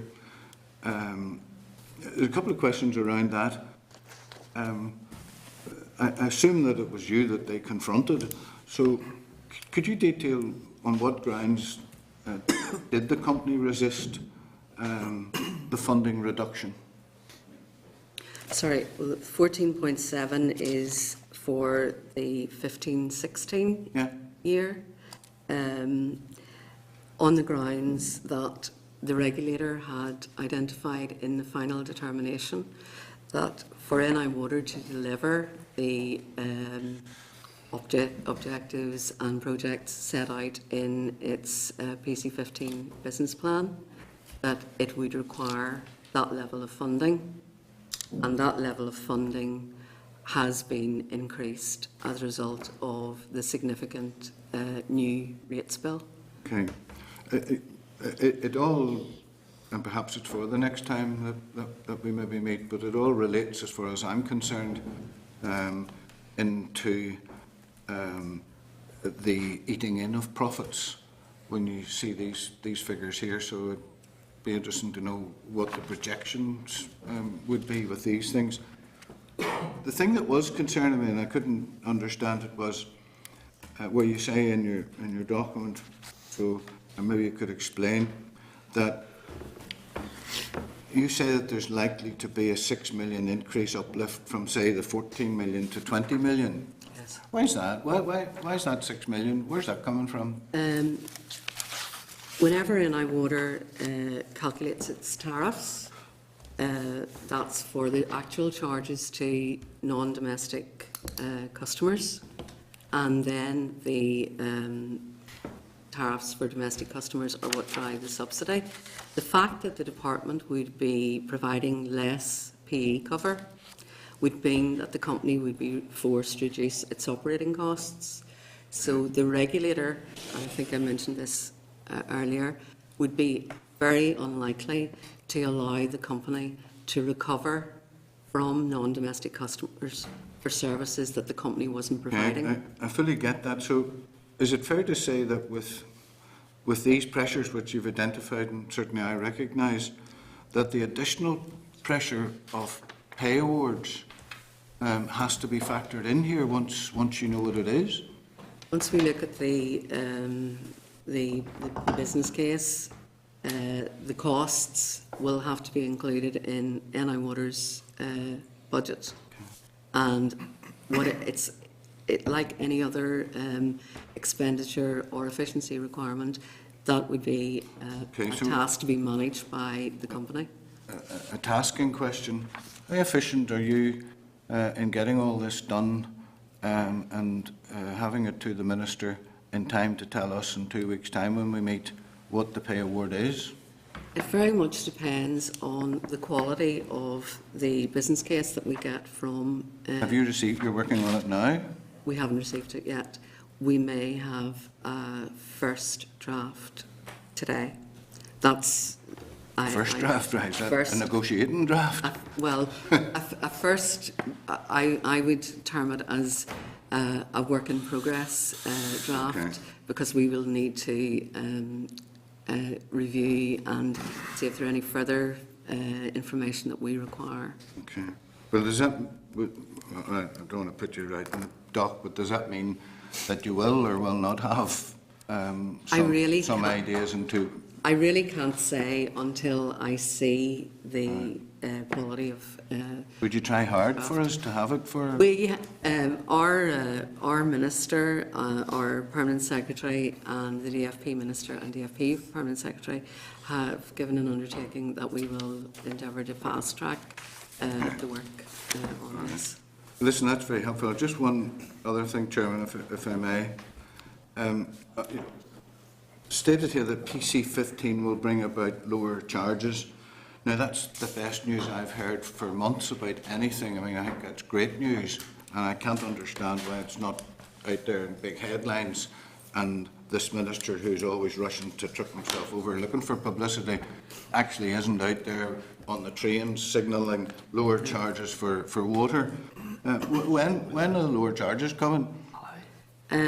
Well, the PC15 determination, I've already said, the NI Water Board has to decide whether it can accept this determination in the current budgetary climate, and it hasn't done It'd it. be terribly foolish in the public eyes if you're sitting there with all the backing sent to them with pay lower charges, and you think that they mightn't go for it. If you're sitting in, as a board member in the company, they look for certainty of funding over the whole price control period, because the price control sets out the expectations of the regulator of the company to deliver certain So things. certainty of funding Yes. can also mean certainty of profitability that they're looking for as well, I would think. Well, certainty of delivery as well, because if they accept the PC contract, the regulator terms it as a I contract. realise there's other members, but just finally on that point, I'm looking forward to that good news being the case of lower bills.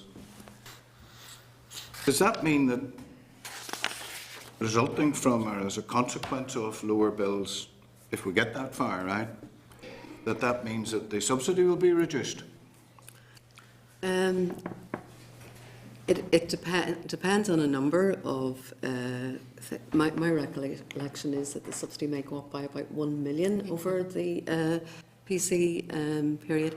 That may be because there are more domestic customers, but certainly the actual charge. I mean, during the PC period, the regulator has estimated that the charge in the current or the 15-16 year would be £410 for a average domestic household.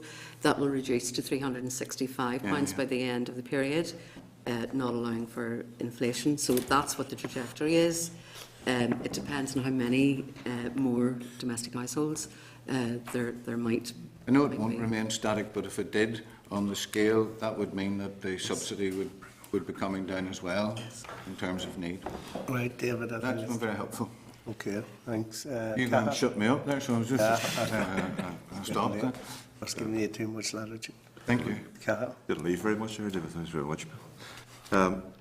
Just in terms of you say that NIW has provided you with the assessment of the impact of the cuts, including the consideration of water priorities.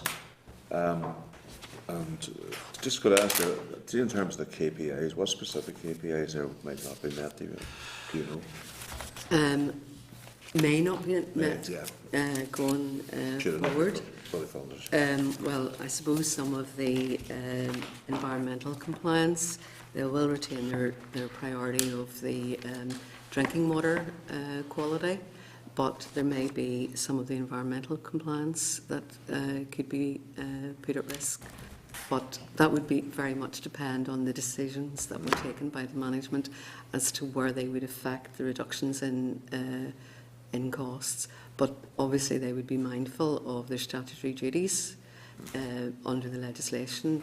They are required to ensure that the undertaking complies with the law, so they wouldn't be wanting to deliberately set out to break the law, but there might be the impact of, say, increase in pollution incidents, because at the moment a lot of the pollution incidents are managed by proactive measures that the company takes.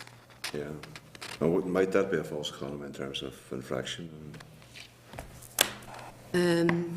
Well, in terms of no one wants to be faced with short-term financial decisions that are going to have long-term consequences that may eventually cost more, but the company would have to take a very strong view and take all the factors into consideration before it would decide where it might reduce costs. Okay. And the going concern issues for the board, that is? The going concern is part of the licence requirement for Northern Ireland Water whenever it's completing its regulatory accounts in round about late June, early July each year. As part of the licence conditions, and I think it's condition 5.6a, the board is required to sign a certificate which confirms that it believes, to the best of its knowledge, that it has sufficient funding to undertake the water and sewage services for the next 12 months. Now, if the board was not in a position to sign that because it didn't have certainty of funding for that next 12 months, that would be a matter of concern for their auditors and also for the regulator, and it may result in the company's accounts being qualified. Thanks, Barbara. Thanks, Chair. John? Chairperson, thanks. Sorry for being a part of it.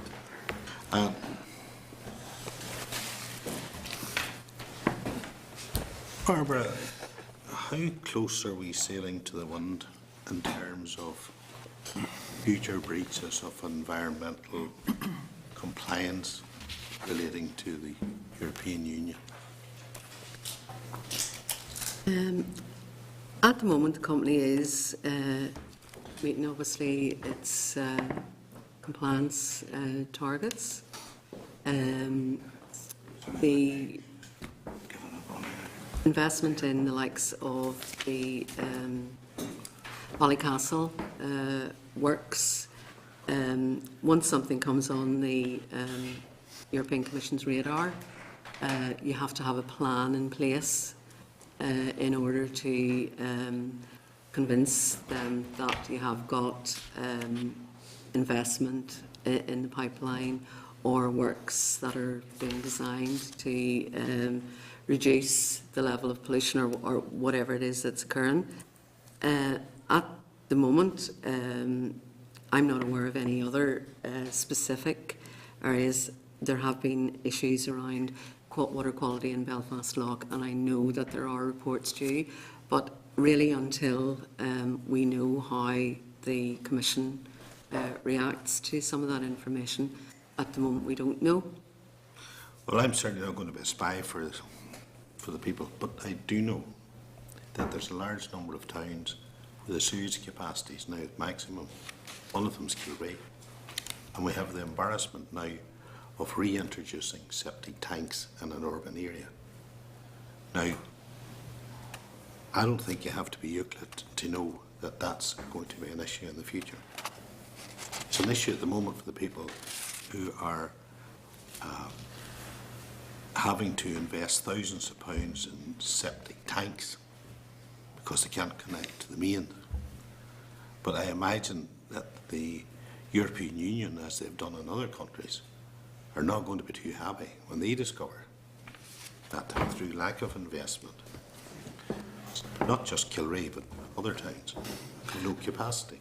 Well, I suppose that's where the long-term water strategy comes into play in terms of engaging with all of the stakeholders, and in that case we're talking about how the development was approved, whether it's for single households, number of households, how the development was approved whenever there was the knowledge that there wasn't sufficient storage capacity to cater for it. But there's no point in getting into the specifics of it, but you will understand that if there isn't sewage capacity, then the only alternative is septic tanks. And that's what's happening. But you know, you do say here in this presentation that the money available is not likely to meet the needs of LAW.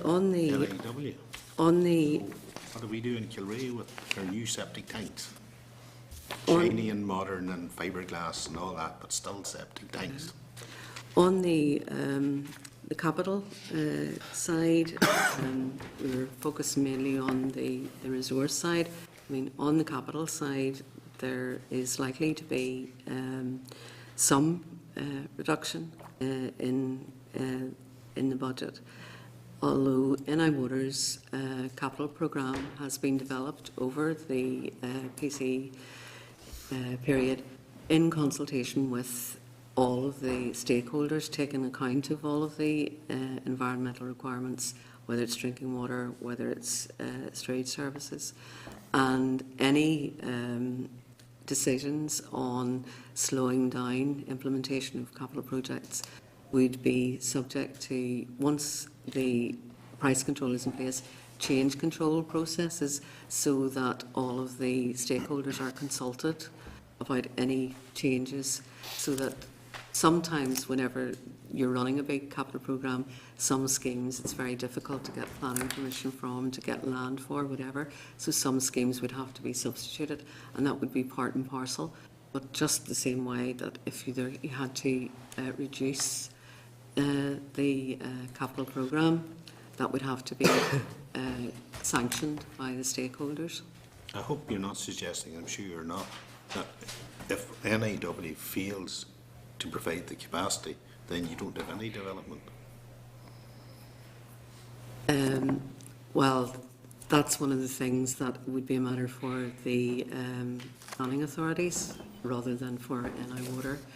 The planning authority, when we're going off, the planning authority really is only concerned with the planning virtues of a planning application.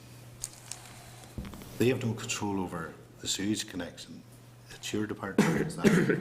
Well, they would consult with Northern Ireland Water at the outset to find out if there was any capacity, and if NI Water was responding that there wasn't capacity, then ultimately it would be for the planners to decide whether it's appropriate to approve the development. We're not going anywhere there. Just very briefly, your commercial customers, the one who bring in the kudos, the only growth industry that I'm aware of is hotel and catering.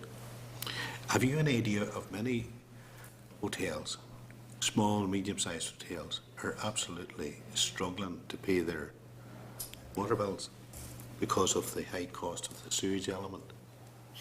I wouldn't have any specific information on that. How can you make important decisions about capital investment when you're 2 steps removed from the people who will be affected by future decisions? Well, the regulator makes the decisions on the basis of the business plan submitted from the company or the price control period, and that's based on the guidance, the general guidance that is issued by the Minister to govern what the priorities are during the price control period. So I wouldn't be involved in setting the capital programme or specific projects. Okay, John. Joe? Thanks, Chairman. Thank you for the presentation, Barbara. Do I take it that it looks as if this final determination is now no longer viable given the changing circumstances? Therefore, at this point in time, it looks like a refusal of the FD and a renegotiation. It's a matter for the NI Water Board to decide how it, will either choose to accept or reject the final determination. We've said because of the funding, it is highly likely that they will have to reject, but I'm sure they will seek to work very closely with the regulator in order to secure a good outcome. I mean, a lot of very valuable work has gone into the development of the business plan, and a lot of consultation has gone into the regulator's draft and final determination. Secondly, Chairman, I'm right in saying is the PC15 was for a 6-year period, but what you're saying, I think, is that the only PE money is for 1 year at the moment, isn't that right? At the moment, yes. Can I ask you about the subsidy impact, the payment of 1.774 billion? Yes. Is that cast in stone or is that a guesstimate? That would be based on the regulator's projections for what the numbers of households and the charges over the 6-year period would be. But that's based on the past pattern rather than... NI Water would have projected number of customers, and that would be the way that would be calculated.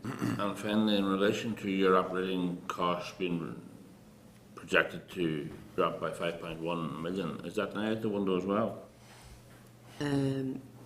If NI Water accepted the final determination process, that 5.1 million, and Gron, you'll keep me right, is the difference between what NI Water had submitted in its business plan and what the regulator has assessed that they should be provided with. So that is already included in the regulator's figure. However, if we can't fund the regulator's figure, the operating costs would have to reduce further. Thanks, John. Okay, and Chris? Thanks, Chair. Thanks for your presentation. These are obviously big issues for the Northern Ireland Executive, talking about the Northern Ireland Water Business Plan for 2015 to 21, and issues of real public concern and importance to constituents across Northern Ireland.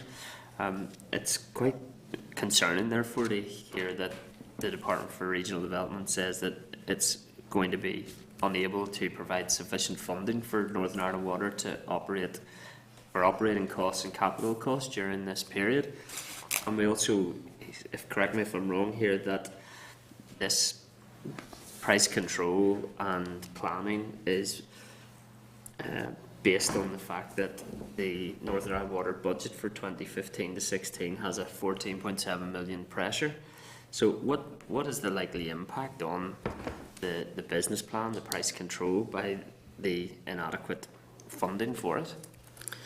Well, the final figure hasn't been set yet. The department's continuing to look at its budget. The department had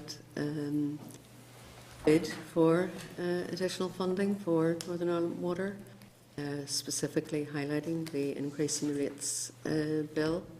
That bid wasn't successful, and that's why the department needs to look at the wider business areas to see if there's any scope for any alleviation of the NI Water position. But it certainly will impact on the delivery of NI Water services. And I think that's of real serious public concern. I think we need to keep a very close attention on this issue. In order to understand some more of the finances that go towards it, how much is the Northern Ireland Executive subsidising NI Water in lieu of domestic water pricing per year? Figure in my head is about 377 million, is it? That's right. Yeah. Okay, and the price control is based on a capital investment of £1 billion over that 6-year period, 2015 to 2021, 55% of which is going towards maintenance, leaving around 446 million for capital investment. We've been told previously that the Belfast drainage and wastewater treatment works alone could require somewhere in the region of £750 million investment. And that isn't included in those figures. Okay. That is the constrained minimum capital requirement that NI Water would need over the next 6 years. The regulator and the company both accept that they could invest more if the money was available, and they certainly would need more money, even going beyond that, to facilitate further development for alleviating all the issues you've identified, particularly around Druncree Street. Okay, so in terms of the EU Water Framework Directive, we've had infraction proceedings on Ballycastle, Benone, which are being have been addressed and are being addressed, and there are some concerns around Belfast Lough, which it's hoped will be addressed as well.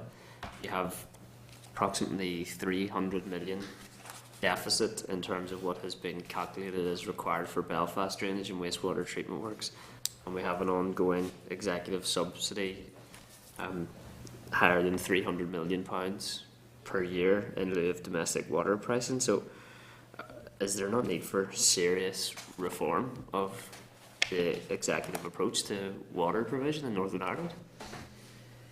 Well, the problem is that the 377 million is the amount that replaces the charges if there were domestic charges in place.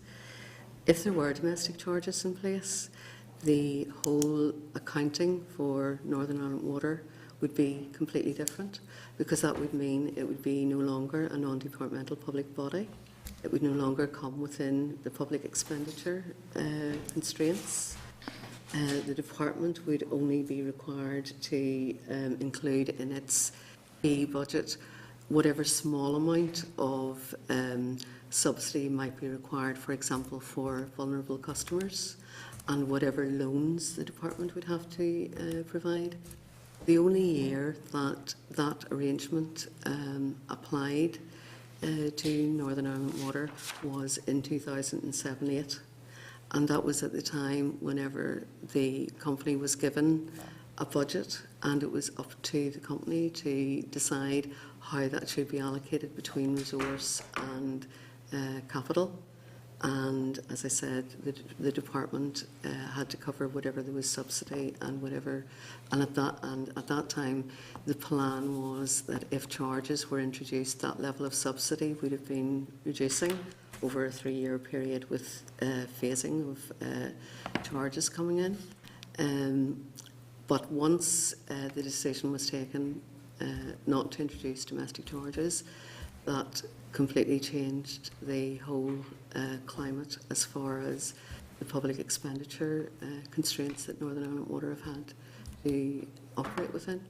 I'm quite sure whenever Northern Ireland Water have been up briefing on this, they have talked about the possibility of their capital programme being more efficient if they could work on a longer timescale where they weren't confined within the 1-year budget period. And that was the way that things were intended to operate whenever it was set up as a government-owned company. But we've had to just revisit all of the governance and funding arrangements since it's been reclassified. Yeah, I have sympathy with that. I think that the planning for such a significant utility for people of Northern Ireland must be an extreme challenge in this context. What is the timescale in terms of if the final determination isn't accepted? What happens next? Well, I suppose we're in uncharted territory. We've had some difficulties in the past in relation to acceptance of price control. I know price control for 2010 it went on for several months of debate to get a resolution, but it was completely different because the difference of opinion was between the company and the regulator at that time about how much funding the regulator was actually allowed. This is the first time that we've been faced with this nature of problem, but we'll try to work together as stakeholders. We'll meet with the regulator and the company and try and find what resolution is possible to. Okay, thank you. Thanks, Chair. I think this is something we're going to have to keep a very close eye on. Thank you. Certainly. Chris, so seeing there's no other members, and like I said, Barbara and Grania will come into the committee this morning. So thank you. We'll try and get the rest of the business over ASAP. Agenda item 6, depermitting briefing. Pete, no, that's it. We're finished. Sorry, don't want to go through that again. And that's no offence to anyone. Agenda item 7, subordinate legislation not subject to assembly procedures. Refer members to page 160 of the pack.